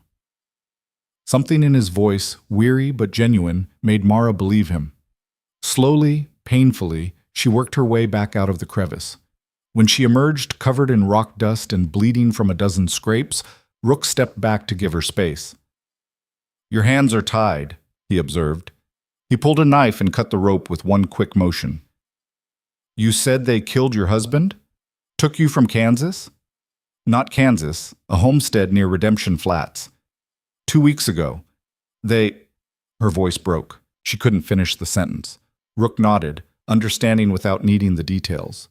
He'd probably seen enough tragedy in his line of work to fill 100 stories. "I'm sorry, ma'am, truly, but you're free now. I'll get you back to the nearest town, get you some help." Mara looked at him, at this hard-faced stranger who'd just saved her life without knowing he was doing it, and felt something shift inside her. "Which way did they go?" Rook frowned. "Southwest, I think. But they won't get far with one of them wounded. I'll track them down. Don't you worry. They'll answer for what they did." "I want to go with you." The words surprised them both. Rook stared at her like she'd spoken in a foreign language. "Ma'am, that's not possible. I'm tracking 3 dangerous men across hostile country. It could take weeks. It's no place for—" "For a woman?" Mara finished. "Those men murdered my husband, burned my home, dragged me across the territory like an animal. And you think I'm going to go sit quietly in some town while you hunt them?" She met his eyes, and he must have seen something there that gave him pause. "I'm going with you, or I'm going alone, but I'm going." Rook studied her for a long moment. Then he sighed, the sound of a man who knew when an argument was already lost. "You can't shoot?" "No." "Can't track?" "No." "Can't survive in the wild on your own?" "I'll learn." "Ma'am, my name is Mara Vance, and I'm not asking permission." Rook shook his head, but a faint, humorless smile touched his lips. "You got steel in you, Mara Vance. I'll give you that. But steel alone won't keep you alive out here." He shouldered his rifle. "If you're coming, you follow my orders. No arguments, no hesitation. We do this my way, or we don't do it at all. Clear?" "Clear. And if you slow me down, I'm leaving you at the first town we pass. Fair?" "Fair." Rook turned and started walking toward where he'd left his horse, then paused and looked back. Why? Why risk your life chasing men who'll kill you if they get the chance? Revenge won't bring your husband back. Mara thought about Thomas, about his dreams and his kindness and the future that had been stolen, about the raw grave behind their house and the blood on her hands and the hollow place inside her where hope used to live. "I know," she said quietly, "but it's all I have left." Rook held her gaze, and she saw understanding there. Maybe he'd lost someone too. Maybe he knew exactly why some wounds could only be answered with blood. "All right," he said finally, "but we start training you tomorrow. If you're hunting wolves, you better learn to think like one." They left the canyon as the last light died, 2 riders moving through darkness toward a future neither of them could see. Behind them, the Hollister brothers were bleeding and running. Ahead, the frontier stretched vast and unforgiving, and somewhere in between, Mara Vance began the transformation that would change her from prey to predator, from victim to force of nature. The hunt had truly begun. Rook's camp was another 10 miles northeast, hidden in a box canyon with a spring that trickled year-round and enough grass for his horses. He had 2, a sturdy bay gelding he rode and a paint mare for carrying supplies. When they arrived near midnight, Mara was so exhausted she could barely stand, but Rook showed no mercy. "Unsaddle the bay," he said, dismounting. Check his hooves for stones, water him, but not too much at once or he'll colic. Then help me unload the gear." Mara's hands were raw and bleeding from the crevice, her body aching from 2 weeks of captivity and hard riding, but she did as instructed. Rook watched her work with critical eyes, occasionally barking corrections when she fumbled with an unfamiliar buckle or moved too slowly. By the time everything was done, she was swaying on her feet. Rook tossed her a bedroll. "Sleep. We ride at first light." "Where are we going?" "Tracking. The Hollisters left a blood trail. One of them's hurt bad, probably the big one I shot. They'll need to hole up somewhere, get medical help. There's only 2 places within 100 miles that'll take in men like them without asking questions. We check both, and we'll find them." Mara wanted to ask more, but exhaustion crashed over her like a wave. She spread the bedroll near the fire Rook had built and collapsed onto it, asleep before her head fully settled. She woke to Rook kicking the sole of her boot. "Up! We got work to do before we ride." The sun was barely a promise on the horizon, the air cold enough to see breath. Mara sat up, every muscle screaming protest. Rook was already moving, checking his guns, rolling his bedroll, looking like a man who'd slept perfectly when Mara doubted he'd closed his eyes for more than an hour. He handed her a tin cup of coffee so strong it could strip rust. "Drink. Then we start your education." For the next 2 hours, while the sun climbed and warmed the canyon, Calder Rook taught Mara Vance the fundamentals of survival. He showed her how to read tracks in dust and dirt, how to tell fresh sign from old, how to move quietly through brush. He demonstrated basic knife work, not fancy, just practical cuts and grips that could save her life. And then he brought out his spare pistol, a worn Colt revolver with a walnut grip. "You ever fire one of these?" "Once, with my husband. I was terrible at it. Probably because nobody taught you right. Most people treat shooting like it's some kind of mystery. It ain't. It's just mechanics and practice." He handed her the gun. "Feel the weight. Get used to it. This ain't a tool anymore. It's an extension of your arm. You need to know it like you know your own hand." The revolver was heavier than Mara remembered, the metal cold against her palm. Rook positioned her, adjusting her stance, her grip, the angle of her arm. "Don't lock your elbow, don't anticipate the recoil. Don't jerk the trigger. Squeeze it smooth like you're squeezing water from a sponge. And for the love of everything holy, keep both eyes open. You need to see what you're shooting at." He set up a row of stones on a fallen log 30 feet away. "Hit one. Anyone. Take your time." Mara raised the gun, sighted down the barrel, squeezed the trigger. The gun bucked in her hand, the shot going wide and left, nowhere near the stones. "Again." She fired 5 more times, missed every shot. Her hand was shaking by the end, her ears ringing from the reports echoing off the canyon walls. Rook reloaded the revolver without comment. "You're pulling left because you're tensing your shoulder. You're also closing your eyes right before you fire. Fix both those things." They spent another hour on shooting, then another on knife work. Then Rook made her practice drawing the gun from a belt holster he'd rigged for her, over and over, until her arm burned and her fingers cramped. When she finally hit one of the stones on her 43rd shot, he nodded once. "Progress. Now pack up. We're wasting daylight." They rode hard through country that seemed determined to kill anything foolish enough to cross it. The terrain was all extremes, scorching heat in the valleys, bitter cold at altitude, rattlesnakes in the rocks, and mountain lions in the high passes. Rook moved through it with the confidence of a man who'd spent half his life in the saddle, and Mara followed, learning by watching and by painful trial and error. On the 2nd day, they found the Hollisters' trail. Blood on rocks. Torn cloth caught on thorns, the disturbed earth where horses had passed. "The wounded one's losing blood steady," Rook observed, crouching to examine a dark stain on stone. "They're moving slower than they should. Getting desperate." He stood, his eyes scanning the horizon. "There's a place called Copper Ridge about 20 miles south. Used to be a mining town. Now it's where men go when they can't go anywhere else. If they're smart, that's where they're headed. And if they're not smart, then they're dead already, and we're wasting our time." They reached Copper Ridge on the evening of the 3rd day. The town was bigger than Sulphur Springs, but no less desperate. A collection of buildings clinging to life in the shadow of an exhausted copper mine. The main street was mud and horse shit. The people looked haunted. Rook reined up at the edge of town. We go in quiet. Ask questions careful. The Hollisters have friends in places like this, or at least people who'll protect them for money. You see them, you don't react, you don't speak. You just stay close to me and let me handle it. Clear? Clear.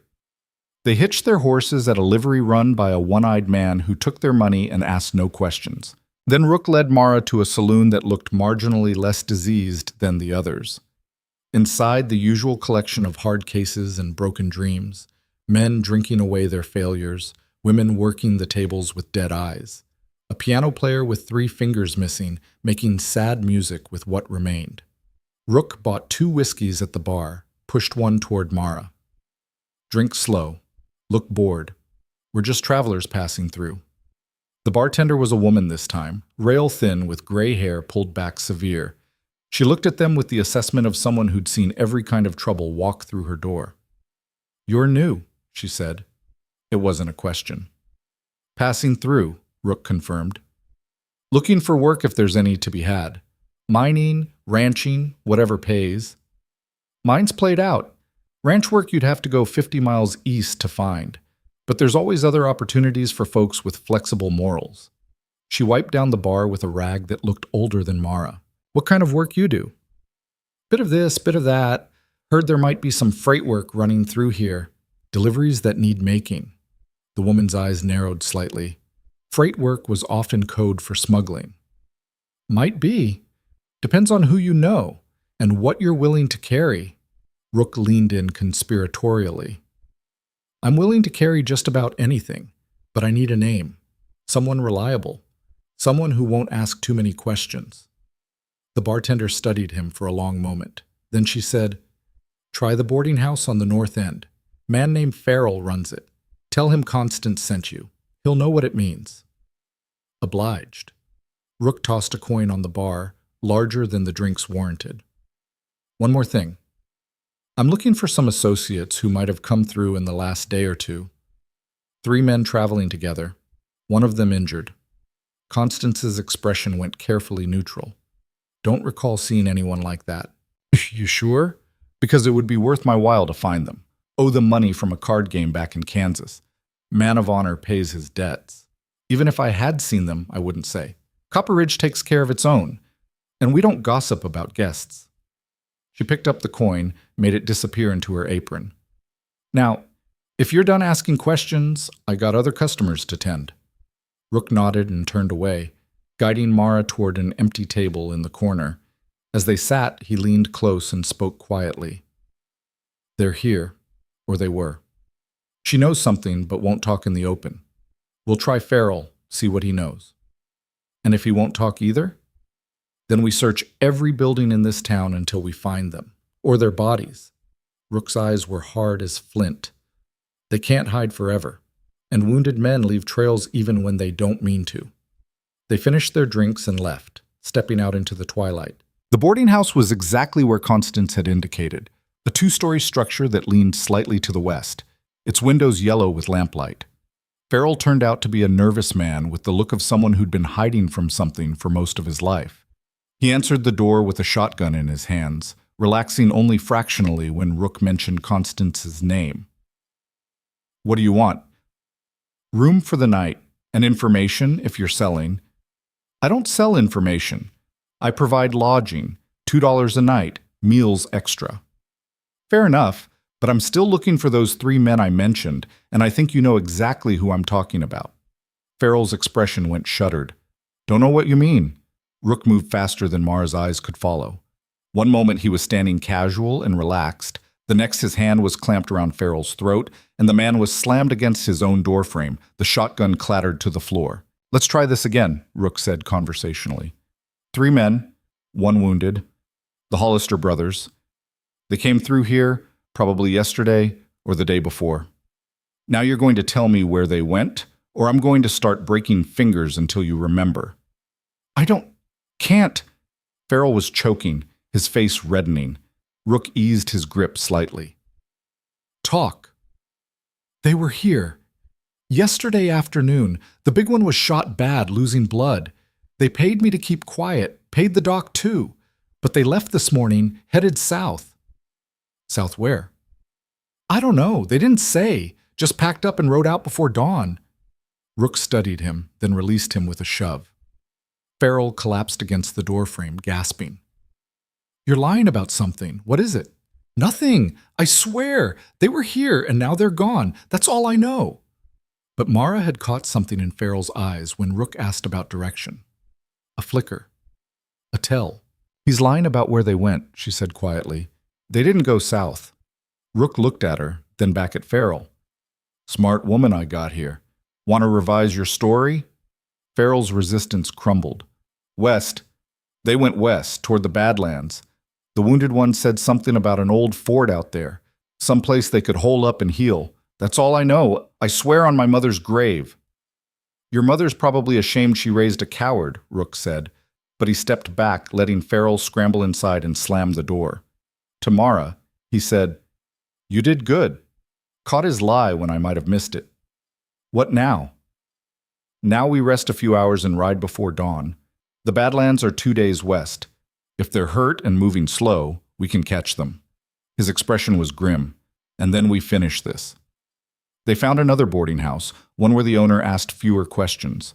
Mara lay on a lumpy bed, staring at the ceiling, knowing that sleep should come, but finding it elusive. Every time she closed her eyes, she saw Thomas falling, saw Wade's cold eyes, saw her own future spiraling toward a moment of violence she both craved and feared. A soft knock on her door pulled her from the darkness. She sat up, hand going to the gun Rook had given her, which she'd placed on the bedside table. It's me, Rook's voice came through the wood. We need to talk. She opened the door. Rook stood in the hallway, fully dressed despite the late hour, his rifle in his hands. What's wrong? Nothing yet, but I need to know something before we go any further. He stepped inside, closed the door. When we find them, and we will find them, what are you planning to do? Help you bring them in? That's not what I asked. What are you planning to do? To them. Be honest. Mara met his gaze.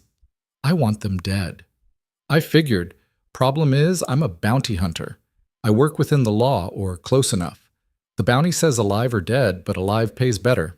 If we take them in breathing, that's $3,000. If we kill them, it's $2,000.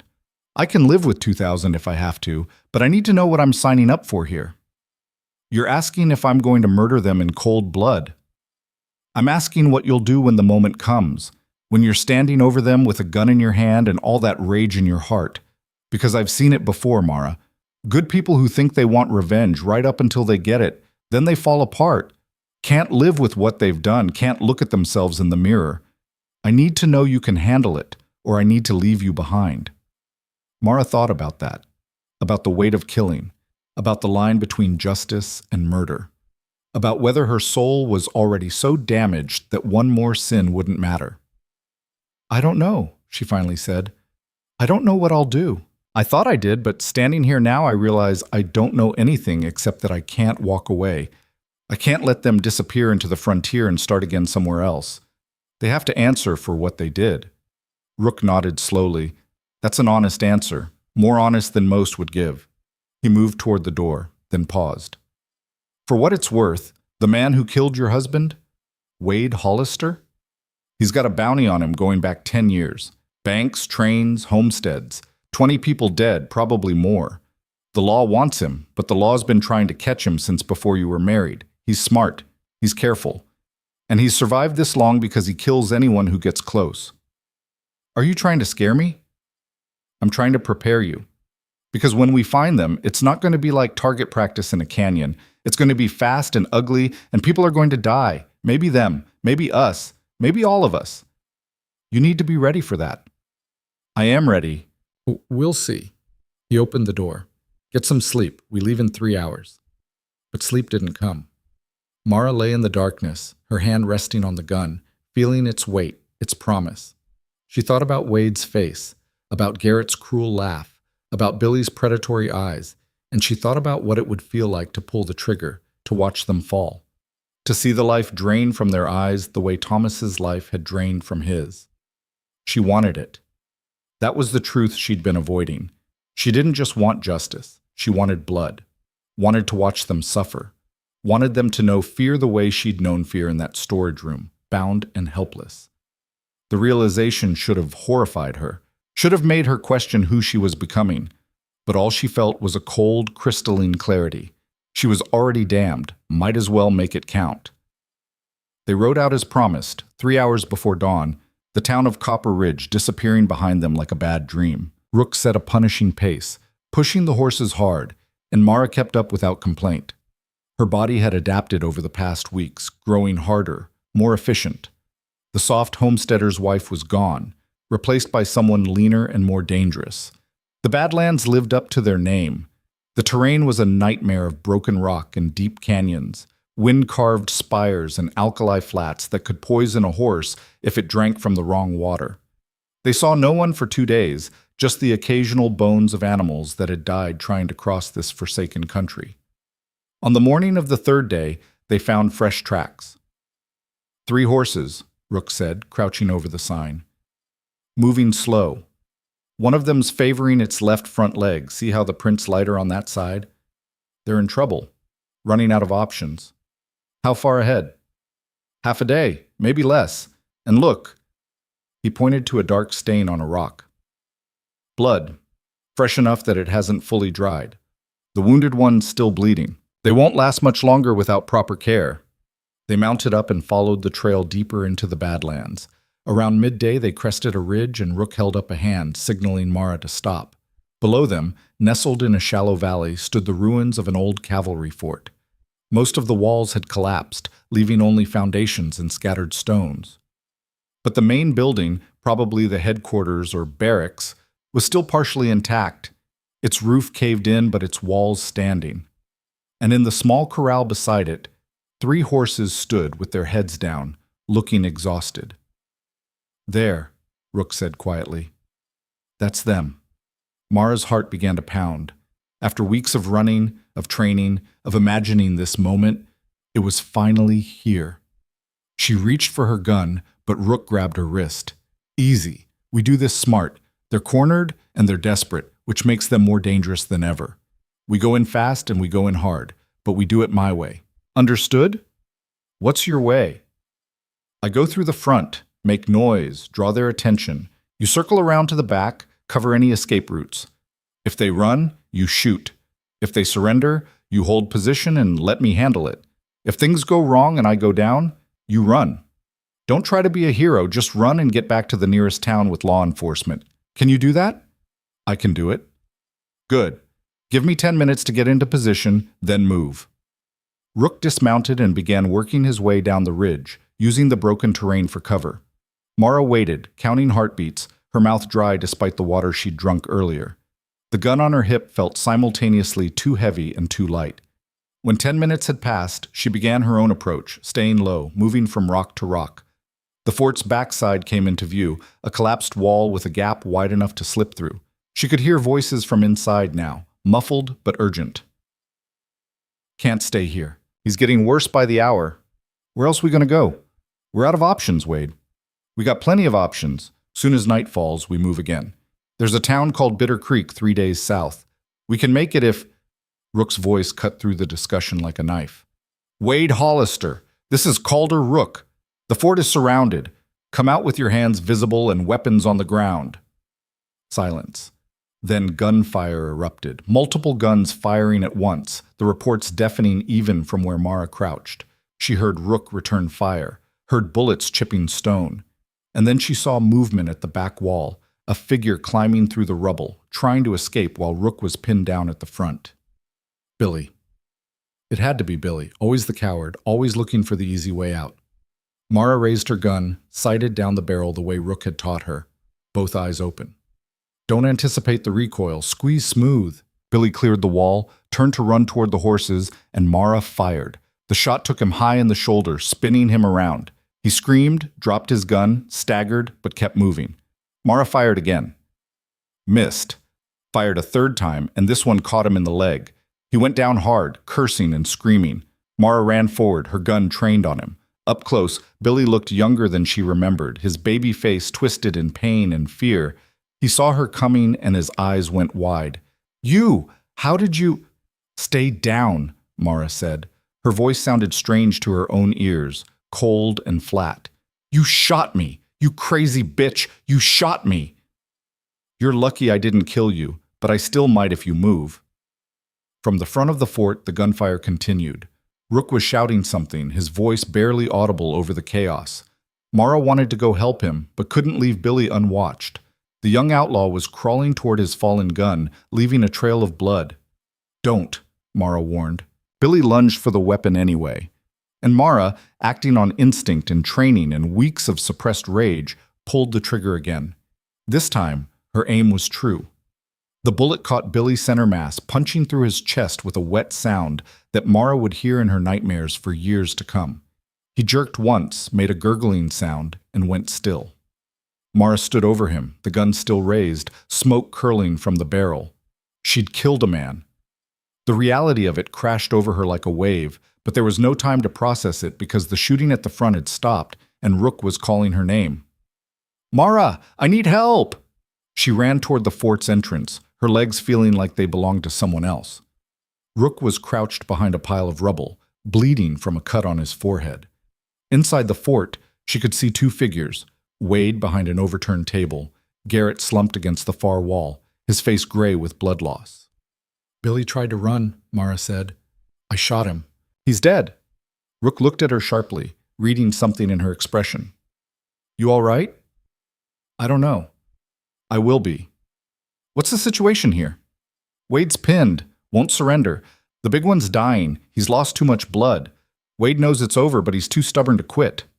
Wade, Mara called into the fort. It's over. Your brother's dead. Garrett's dying. You're alone. Wade's voice came back, hoarse and defiant. You're the homesteader's wife. The hell are you doing here?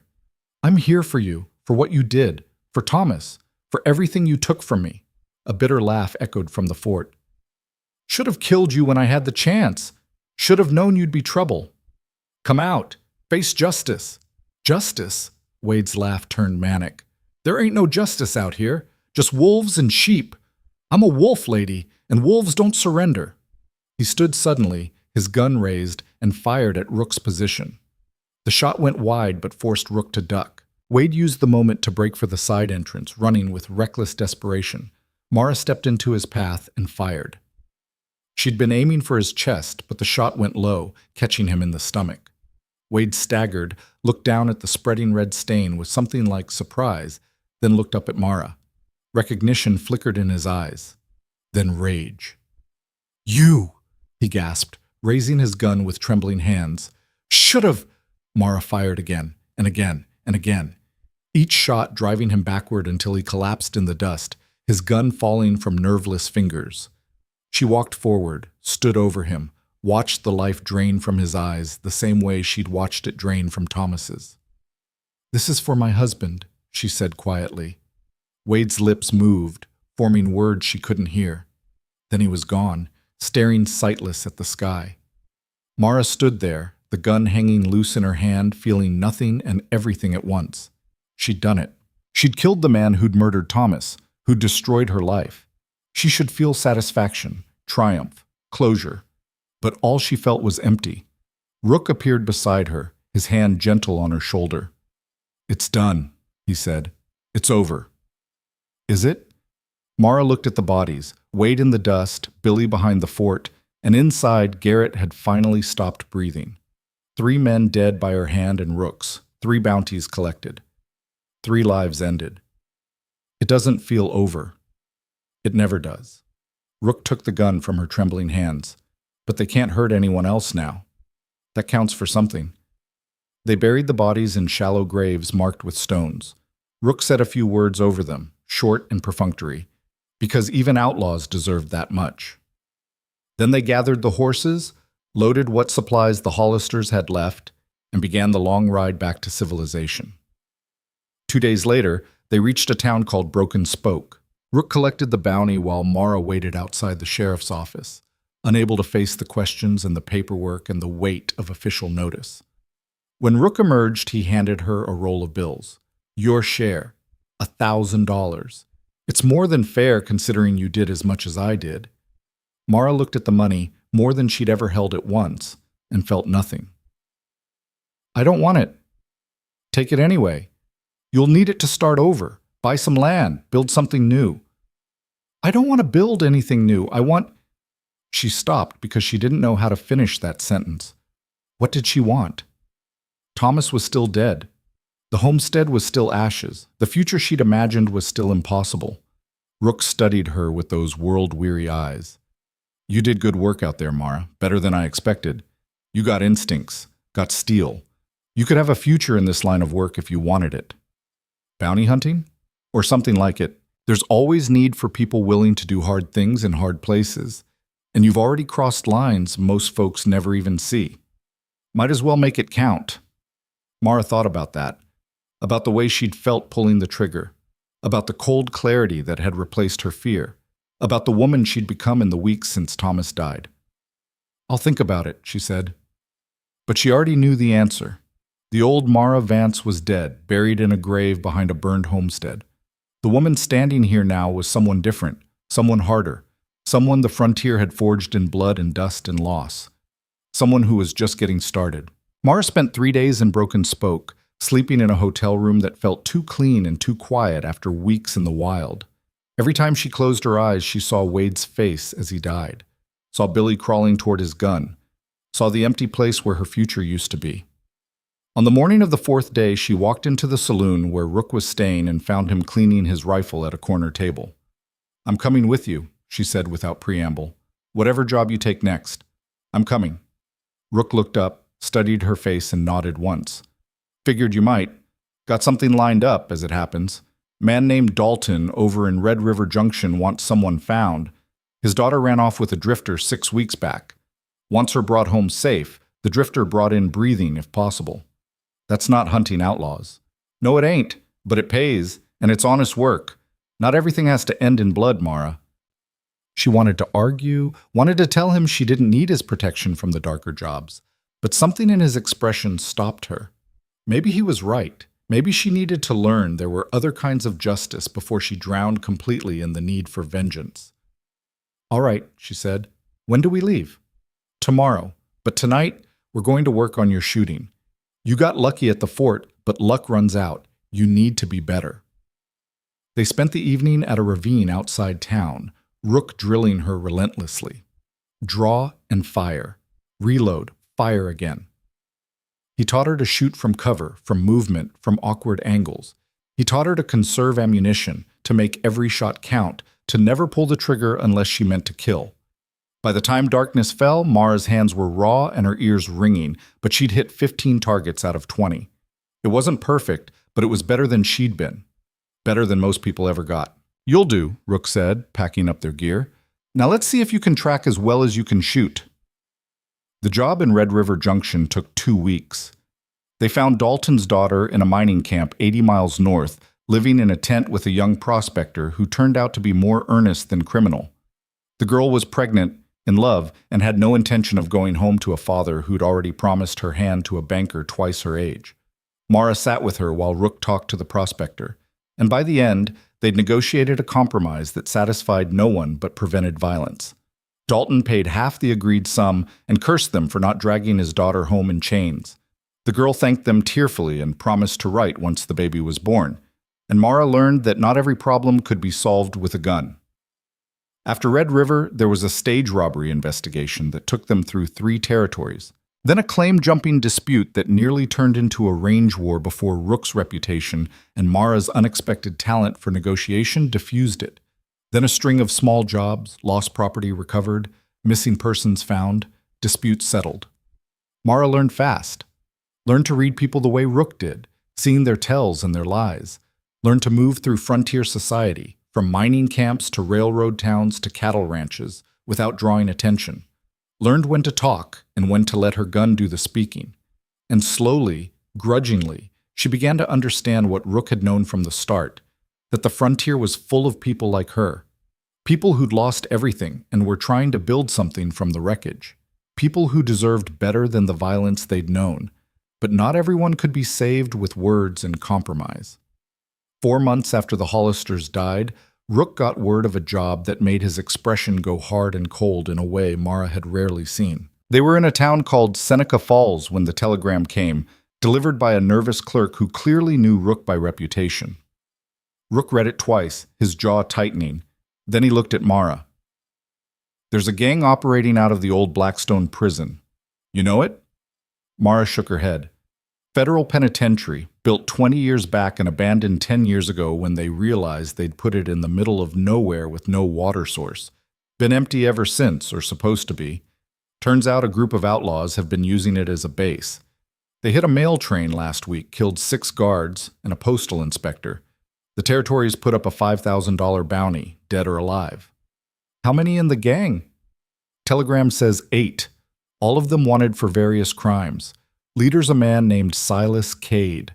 I know him by reputation. He's smart, vicious, and he doesn't leave witnesses." Rook folded the telegram carefully. "This is a bad one, Mara. The kind where people die even when they do everything right. I'm taking it, but you don't have to come. No shame in sitting this one out." Mara thought about that. Thought about 8 armed men in a fortified position. Thought about the odds and the danger and the very real possibility she might not walk away. And then she thought about the 6 guards who'd died doing their jobs, about the families who'd received telegrams like this one, about the way the frontier swallowed people whole and kept spinning. "I'm coming," she said. "If you're walking into hell, you shouldn't do it alone." Rook almost smiled. "You're learning. All right. But we're not going in blind. We need intelligence first. Layout of the prison. How many approaches? Where they keep watch. We're going to plan this like a military operation, because that's what it is." They spent the next 3 days riding toward Blackstone Prison, but they didn't approach directly. Instead, Rook led them in a wide circle, scouting from distance, watching the comings and goings through a battered spyglass he'd carried since his army days. The prison sat on a flat expanse of alkali desert, its stone walls rising from the cracked earth like broken teeth. The main structure was rectangular, 2 stories of cell blocks surrounding an inner courtyard. Guard towers marked each corner, though one had partially collapsed. A single road led to the main gate, exposed and offering no cover for 100 yards in any direction. "Natural fortress," Rook muttered, lowering the spyglass. "Anyone tries to come straight at them, they'll be cut down before they get close. And those walls are too high to scale without ladders, which they'd see coming from a mile away. So how do we get in?" "We don't. Not directly. We make them come to us." He pointed to a low ridge about a half-mile from the prison. "We set up there. Pick our moment. Force them to respond on our terms, not theirs. 8 against 2. Even with good position, those are long odds." "They are, which is why we're going to cheat." Rook pulled out a small leather pouch from his saddlebag, opened it to reveal several sticks of dynamite. "Picked these up in Seneca Falls. Mining Supply Depot doesn't ask questions if you pay cash. We can't take the prison by force, but we can make it unlivable. Blow the water tank, maybe collapse part of the structure, force them to abandon their fortress or die of thirst. And then?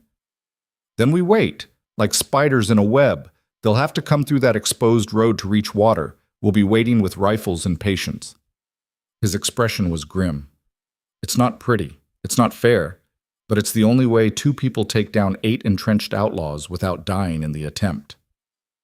They spent the rest of that day preparing. Rook showed Mara how to set charges, how to judge distance and blast radius, how to make simple timers from candles and fuses. It was technical work, precise and dangerous, and Mara absorbed it all with the same intensity she'd brought to learning everything else. That night, they made a cold camp on the ridge, taking turns keeping watch on the prison below. Lights burned in the windows, and occasionally they heard distant voices or laughter carrying across the still desert air. Men who thought themselves safe, untouchable, able to raid and kill with impunity. Mara thought about the male guards who'd died, thought about their families, thought about all the victims these men had left in their wake. And she felt the cold calculation that had become familiar settling over her like a second skin. "You ever regret it?" she asked Rook during his watch shift. "The killing? The violence?" He was quiet for a long moment. "Every death I've caused, I remember. Every face. Some of them deserved it, were evil men doing evil things. Some were just desperate or stupid or in the wrong place. I don't regret stopping them when they needed stopping. But I regret that the world's such that stopping them required bullets. I killed 3 men. I remember their faces too. Good. The day you stop remembering is the day you've lost something important. The day killing becomes easy is the day you become what you're hunting. He glanced at her in the darkness. You doing all right? Really? I don't know. I don't sleep well. I see Thomas sometimes in dreams. He looks disappointed. She wrapped her arms around herself. I wonder what he'd think of what I've become. You've become someone who survives, someone who fights. There's honor in that. Is there? Or am I just another killer with a convenient justification? The difference is you ask the question. Men like Silas Cade don't. Rook stood, stretched. Get some rest. Tomorrow we move, and once we start, there's no stopping until it's finished. Mara tried to sleep but found it elusive. She lay on her bedroll, staring up at stars so bright and numerous they seemed unreal, and wondered if Thomas could see her from wherever the dead went. Wondered if he understood why she couldn't let go, couldn't move on, couldn't be anything except this new, harder version of herself. Dawn came in shades of pink and gold, beautiful and indifferent to human suffering. Rook woke her before the sun fully cleared the horizon. Time to work. They approached the prison from the north, using a dry wash for cover, carrying the dynamite in carefully padded satchels. The plan was simple but required precision. They'd place charges at 3 points: the water tower, the main gate, and the wall of the northern cell block. Detonate them in sequence, creating chaos and destroying the outlaws' defenses. Then fall back to their prepared position and wait for the survivors to emerge. Simple on paper, infinitely more complicated in execution. The water tower came first. It stood outside the main walls, a rickety wooden structure that had probably been inadequate even when the prison was operational. Rook placed the charge at its base while Mara kept watch, her rifle ready, her heart hammering so loud she was sure someone would hear it. But the outlaws were careless. No sentries posted, no one watching the approaches. They felt safe behind their stone walls, and that overconfidence would kill them. The main gate required more nerve. They had to get close to the walls, working in the pre-dawn shadows, while voices echoed from inside. Rook moved with the calm efficiency of a man who'd done this before, setting the charge and running the fuse back to a safe detonation point. Mara covered him, her hands steady now, her breathing controlled. The cell block charge was the riskiest. They had to climb onto the wall itself, using a section where the stonework had crumbled enough to provide handholds. Mara went first, testing each grip, her muscles burning from the effort. When she reached the top, she pulled Rook up behind her, and together they lowered the charge into a gap in the wall where the mortar had failed. "That'll bring down at least 20 feet of wall," Rook whispered. "Maybe more. Anyone inside that section won't survive." "Good," Mara said, and meant it. They retreated to their position on the ridge as the sun finally broke free of the horizon. Rook had 3 long fuses, each calculated to burn for a different duration. He lit them in sequence: water tower first, then cell block, then gate. And they ran for the ridge while smoke began to curl up behind them. They'd barely reached cover when the first explosion shook the desert. The water tower erupted in a fountain of splinters and spray, the structure collapsing with a groaning crash that echoed for miles. Seconds later, the cell block charge detonated, and a section of the northern wall blew outward in a cloud of dust and debris. Screams came from inside. Then the gate charge went off, blowing the entrance inward, the heavy wooden doors torn from their hinges. The prison was burning now, smoke billowing from multiple points. Men were shouting, running, trying to understand what had happened. Mara and Rook settled into their positions, rifles ready, watching the chaos below through rising dust. "Wait for it," Rook murmured. "They'll come. Nowhere else to go." He was right. Within minutes, figures emerged from the smoke. Outlaws fleeing the burning prison, some on foot, some managing to saddle horses in their panic. They poured out through the destroyed gate, making for the road, for escape, for anywhere that wasn't a collapsing death trap. Rook fired first, dropping a man at 200 yards. Mara sighted on another figure and squeezed the trigger, saw him fall. They fired methodically, picking targets, working from opposite ends of the group toward the center. Every shot counted. Every shot had to be precise, because if they let too many escape, those survivors would regroup and come hunting. Return fire came up the ridge, bullets whining off rocks, but the outlaws were in the open and panicked while Rook and Mara had cover and patience. The math was brutal, but simple. One outlaw made it to a horse and kicked it into a gallop, racing down the road. Rook tracked him, led him slightly, and fired. The man tumbled from the saddle, rolled twice, and lay still. The horse kept running, disappearing into the heat shimmer. Another tried to use the confusion to circle around, approaching from the east. Mara spotted him and called to Rook, who shifted position and took the shot. Clean through the chest, the man dropped without a sound. In 15 minutes of sustained firing, it was over. 8 men had been in that prison. 3 had died in the explosions. 5 had fled into the desert.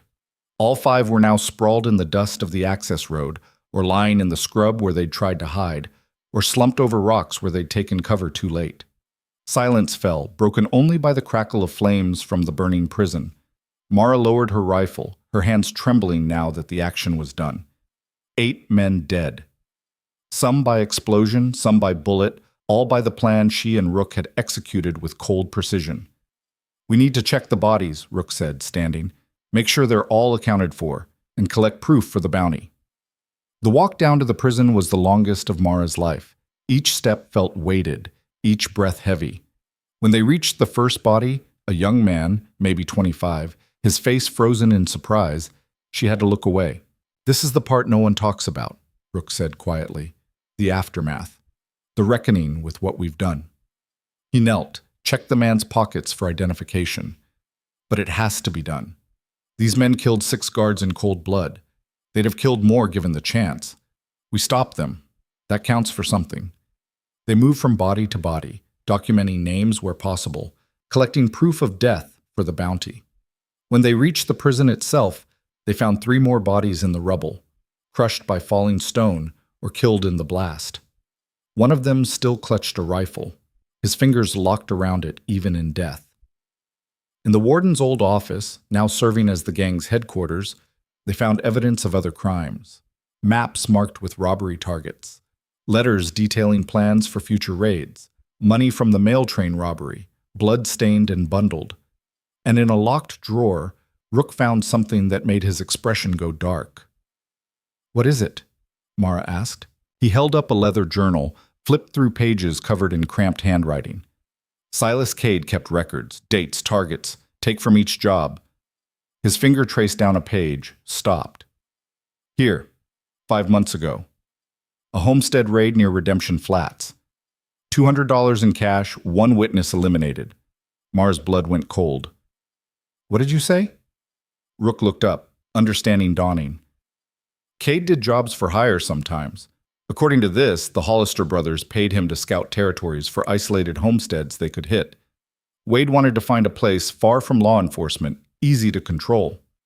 He read further. "Cade scouted your place. Reported back that it was perfect, isolated, vulnerable, no help for miles. He took a finder's fee." The journal trembled in Mara's hands as Rook passed it to her. She read the entry, saw her own home reduced to a tactical assessment, saw Thomas's death described as eliminating a witness, saw the cold calculation that had marked them for destruction. "He's here," she said, her voice hollow. "Cade's here. Which one was he?" They found him in the prison courtyard, killed by the cell block explosion. A tall man with iron-gray hair and a face that would have looked distinguished if not for the cruelty in its lines. He'd been writing in his journal when the wall came down. The book still open beside his body, pen fallen from his hand. Mara stood over him, looking at the man who'd scouted her home, who'd sold that information to the Hollisters, who'd set in motion the chain of events that destroyed her life. And she felt nothing, no satisfaction, no closure, just empty acknowledgement that another link in the chain was severed. "It's done," she said quietly. "It's all done." But Rook was looking at something else in the journal, a page near the end dated 2 weeks prior. His face had gone pale. "Mara, you need to see this." She took the journal, read the entry he indicated. Her hands began to shake. The entry detailed a meeting in Sulphur Springs. Kate had been there at the same time as the Hollisters, had talked to Wade about future opportunities. And Wade had mentioned something that made Cade's handwriting sharp with interest: a bounty hunter and a woman tracking them. Wade thought he'd lost them in Copper Ridge, but he was worried they'd pick up the trail again. Cade had offered to handle the problem for a fee. Wade agreed. According to the journal, Cade had planned to track Rook and Mara, wait for an opportunity, and eliminate them both. The mail train robbery had interrupted that plan, forcing Cade to return to his gang's base. "If we'd taken a week longer," Mara said slowly, "if we'd been anywhere near Sulphur Springs or the Badlands, he'd have found us, killed us." "But we weren't," Rook said. "We were moving fast, staying ahead of his timeline, and now he's dead before he could try." He closed the journal. Sometimes luck matters as much as skill. We got lucky. They left Blackstone Prison burning, the smoke visible for 50 miles. The ride back to civilization took 4 days, and they spent most of it in silence. The weight of what they'd done, 8 men killed in a single engagement, the largest action either of them had ever undertaken, sat heavy between them. When they finally reached a telegraph office and wired confirmation of Silas Cade's death, along with proof of the other outlaws, the response came back within hours. The bounty would be paid in full. $5,000 to be split between them. Mara stood outside the telegraph office, holding her share of the payment order, and tried to feel something: satisfaction, relief, the sense that justice had been served. But all she felt was tired. Bone deep, soul tired, the kind of exhaustion that sleep wouldn't cure. "What happens now?" she asked Rook. He looked at her for a long moment. "For me? Another job? Another hunt? It's what I do, what I've always done, but for you?" He shook his head slowly. "That's your choice. You're good at this work, Mara. Better than most. You could make a career of it if you wanted, but there's a cost. You've seen it. You've felt it." "What cost?" "The day comes when you look in the mirror and don't recognize the person looking back. When the violence becomes normal and the peace becomes strange. When you can't remember what it felt like to be the person you were before all this started." His voice was quiet, almost gentle. "You're standing at a crossroads. You can keep hunting, keep killing, keep being this person the frontier made you. Or you can choose something else. It's not too late." Mara thought about that. Thought about the woman she'd been when Thomas was alive, soft, domestic, content with small dreams. Thought about the woman she was now, hard, skilled, capable of planning and executing an assault that killed 8 men.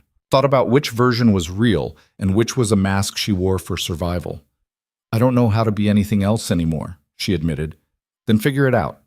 You got time, you got money, you got skills most people never develop. Use them however you see fit. But make it a choice, not just momentum carrying you forward." He tipped his hat to her, mounted his horse, and rode away. Mara watched him disappear down the dusty street. This man who'd taught her to survive, to fight, to kill. This man who'd shown her both the necessity of violence and its terrible cost. And then she was alone in a town she didn't know, with money in her pocket and blood on her hands, and a future that stretched out undefined and terrifying and full of possibility. She walked to the edge of town, looked out at the frontier sprawling to the horizon, and made her decision. The decision came to her not as a thunderbolt, but as a quiet certainty, like dawn breaking over empty land. Mara turned from the horizon and walked back into town, her boots raising small clouds of dust with each step. She had money now, she had skills, and she had unfinished business with the only place that still held any meaning for her. She rode west for 6 days, retracing a route she'd traveled as a captive months before. The landscape was both familiar and strange, like returning to a place you'd only seen in nightmares. When she finally crested the rise above Redemption Flats, the town looked smaller than she remembered, more worn and desperate in the afternoon light. She rode straight to the sheriff's office. Dalton Briggs was at his desk, feet up, reading a newspaper that was 3 weeks old. He looked up when Mara walked in, and recognition flickered across his features, followed by something that might have been shame. "Mrs. Vance," he said, dropping his feet to the floor. "I heard you were alive. Heard other things, too. Talk about you riding with that bounty hunter Rook, taking down the Hollister gang." He set down the paper. "I should have done more when you needed help. Should have ridden out to your place when something felt wrong. I'm sorry for that. You turned a blind eye because it was easier, Mara said. Her voice was flat, factual. Same as everyone in this town. The Hollisters burned my home, killed my husband, and dragged me off, and nobody did a damn thing. Briggs had the decency to look uncomfortable. What do you want from me, Mrs. Vance? Apology? Explanation? I can give you both, but they won't change what happened. I want you to know that I did what you wouldn't. I hunted them down. I killed them. All 3 of them are dead now, and their accomplice Silas Cade, too. 8 men total, if you're keeping count. She pulled Cade's journal from her saddlebag and dropped it on his desk. That's evidence of crimes across 3 territories. Names, dates, locations. Everything you need to close a dozen open cases. Briggs picked up the journal, flipped through it, his expression growing more troubled with each page. This is solid evidence, real solid. The territorial marshal's going to want to see this. Then give it to him. I don't need it anymore. Mara turned to leave, then paused. One more thing.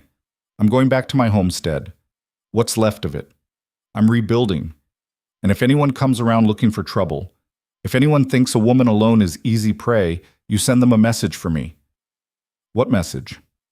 That Mara Vance died with her husband. The woman building on that land now is someone different.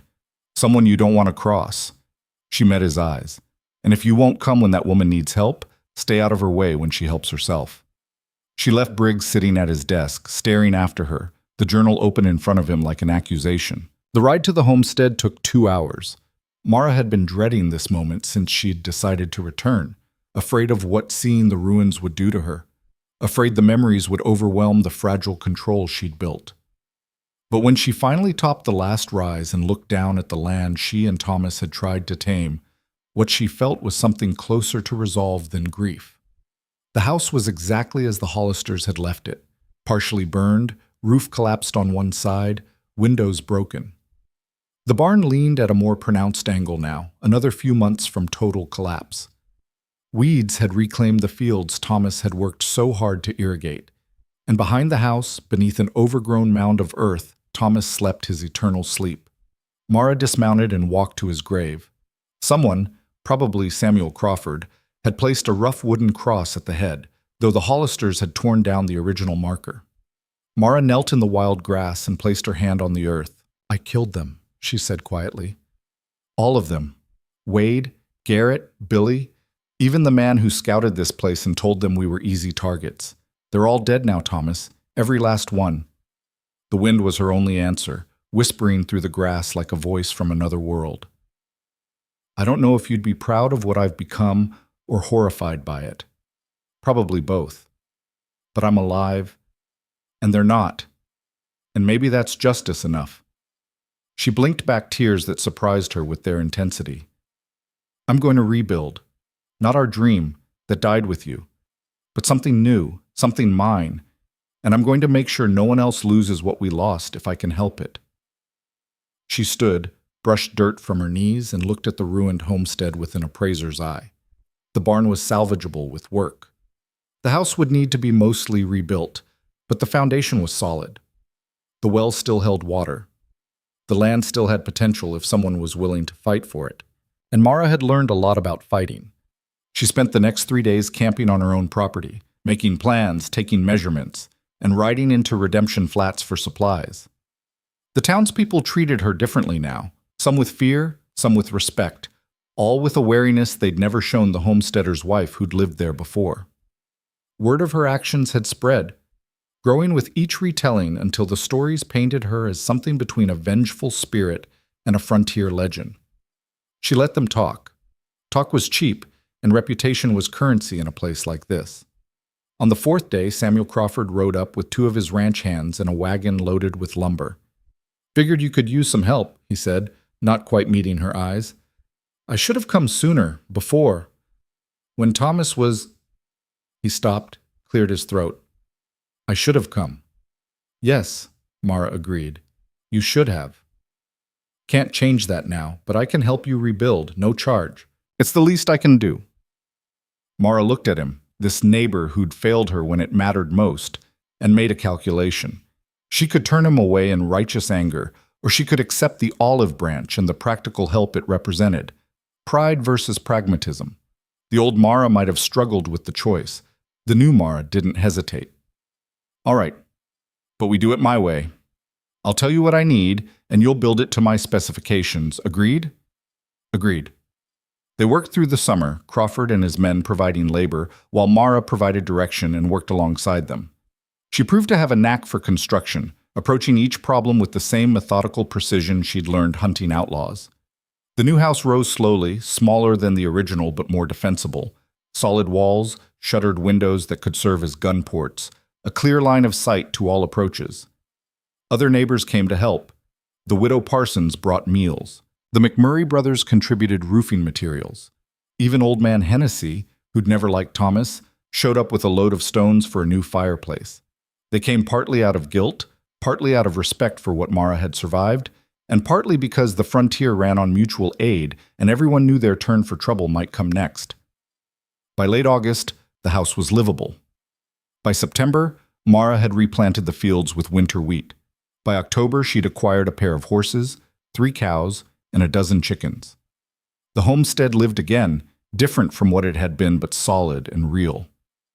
She was working on the irrigation ditches one afternoon when riders appeared from the east.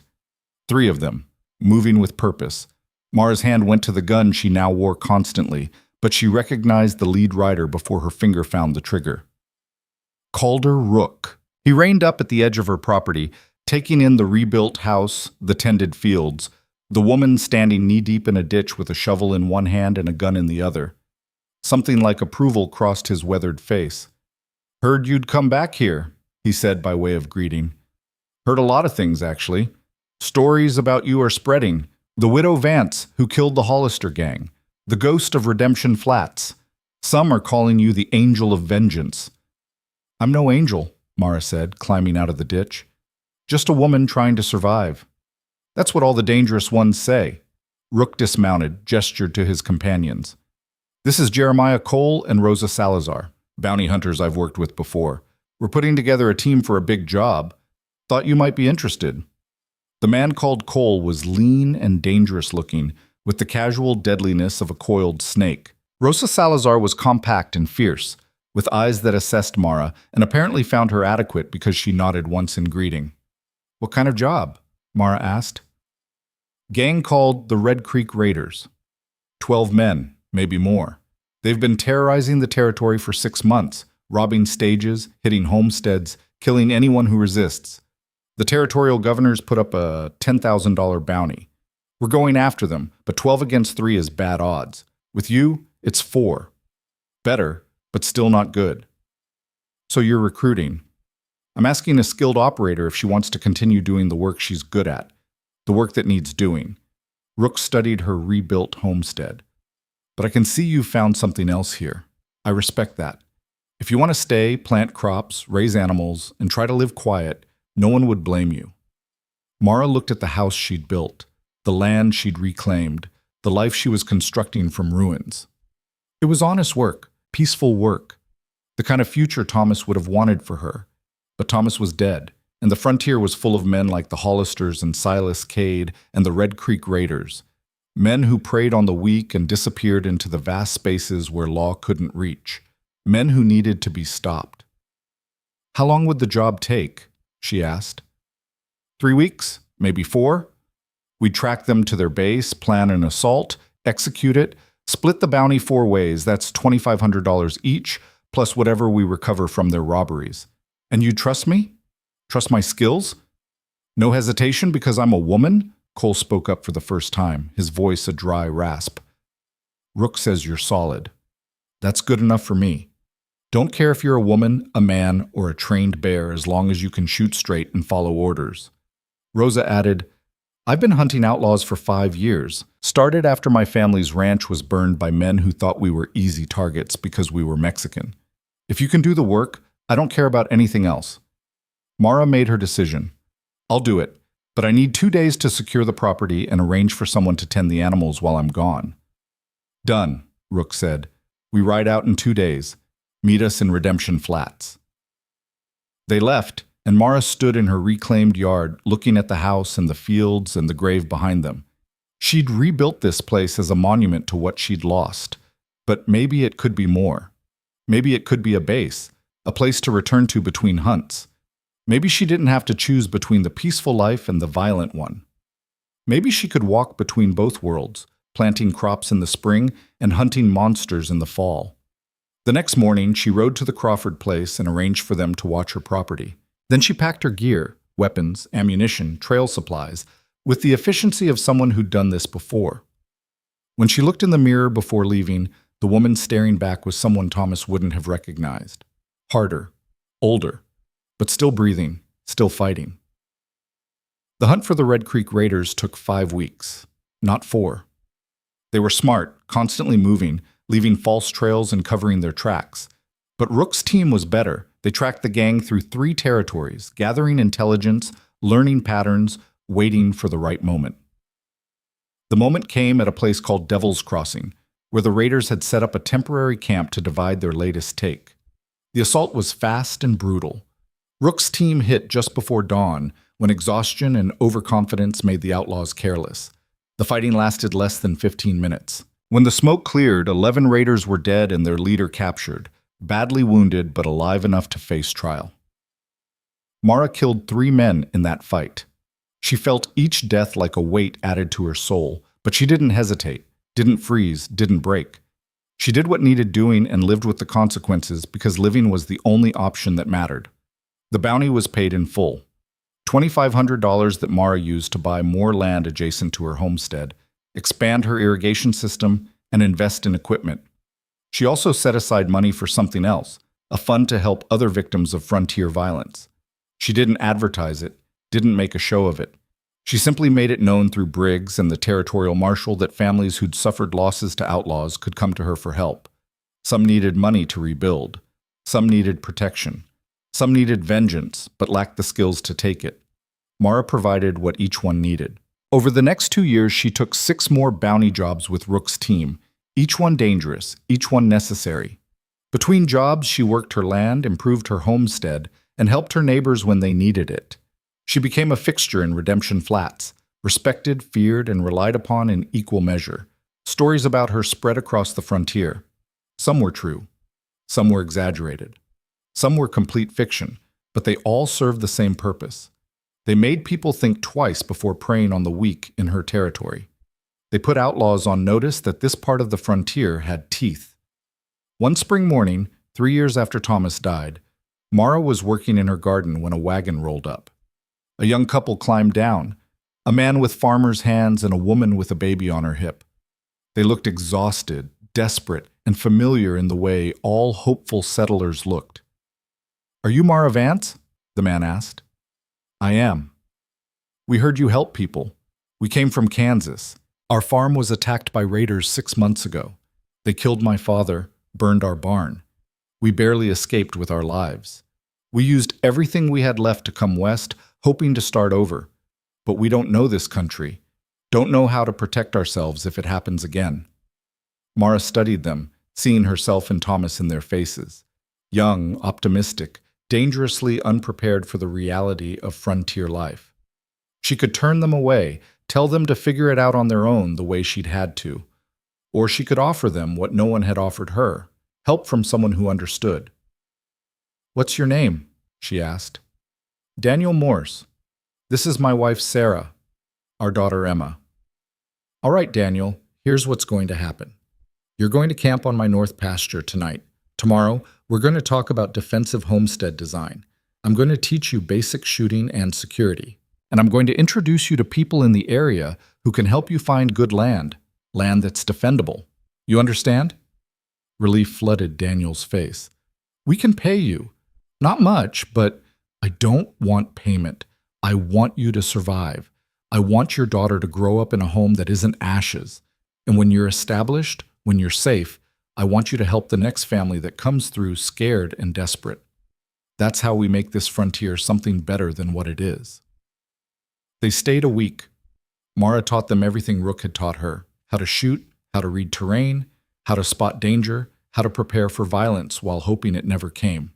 She gave them contacts, advice, and enough supplies to get started. When they left, they knew how to protect what they were building. 2 more families came that summer. then 4 in the fall. By the second year, Mara had helped 18 families establish homesteads in the territory, each one more prepared and better defended than the ones before. Some paid her in money, some in labor, some simply in gratitude. She accepted whatever they could offer and gave more than they expected. She also continued hunting, continued working with Rook and his team, tracking down the worst predators the frontier produced. She became known across 3 territories, both as the woman who'd help you rebuild after tragedy and as the one you absolutely didn't want hunting you if you'd caused that tragedy. 4 years after Thomas died, Mara received a letter from the territorial marshal. The governor wanted to meet with her about a permanent position as a special deputy working to protect frontier settlements from organized crime. The pay would be steady. The authority official, the work exactly what she'd been doing anyway, but with legal backing. She rode to the territorial capital to hear the offer in person. The governor was a practical man who'd come up rough himself and understood that sometimes the frontier needed wolves to hunt wolves. He offered her a badge, a salary, and the discretion to operate as she saw fit within broad legal parameters. "You've already been doing this work," he said. "This just makes it official, gives you authority, protects you if questions arise about your methods." "And if my methods are too harsh for official sanction?" The governor leaned back in his chair. "Mrs. Vance, I don't care if your methods involve tea parties or gun battles. I care about results. Settlements in your territory have the lowest crime rate in the region. Families feel safe. Outlaws avoid the area. That's what I need more of, not less." Mara accepted the badge and the authority it represented. She returned to her homestead wearing a silver star and carrying official papers that gave her the power to pursue criminals across territorial lines, deputize others as needed, and use lethal force in the execution of her duties. She never wore the badge except when necessary. Didn't need to. Her reputation carried more weight than any piece of metal. 5 years after Thomas died, Mara stood at his grave on the anniversary of his death. The wooden cross had been replaced with a proper stone marker, carved with his name and the dates of his too short life.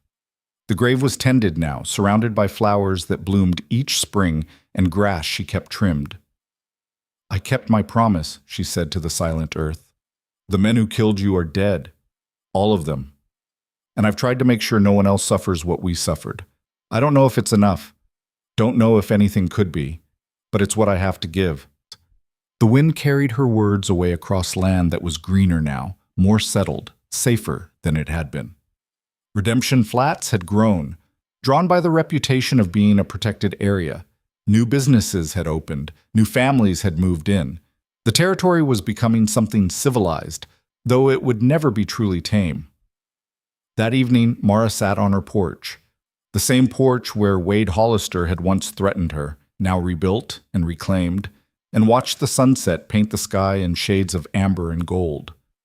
A rider approached from the east, and she recognized Rook's silhouette before he'd covered half the distance. He dismounted at her gate, looking older than when she'd first met him, but still hard and capable. "Got a new job if you're interested. Stage robbers working the northern route.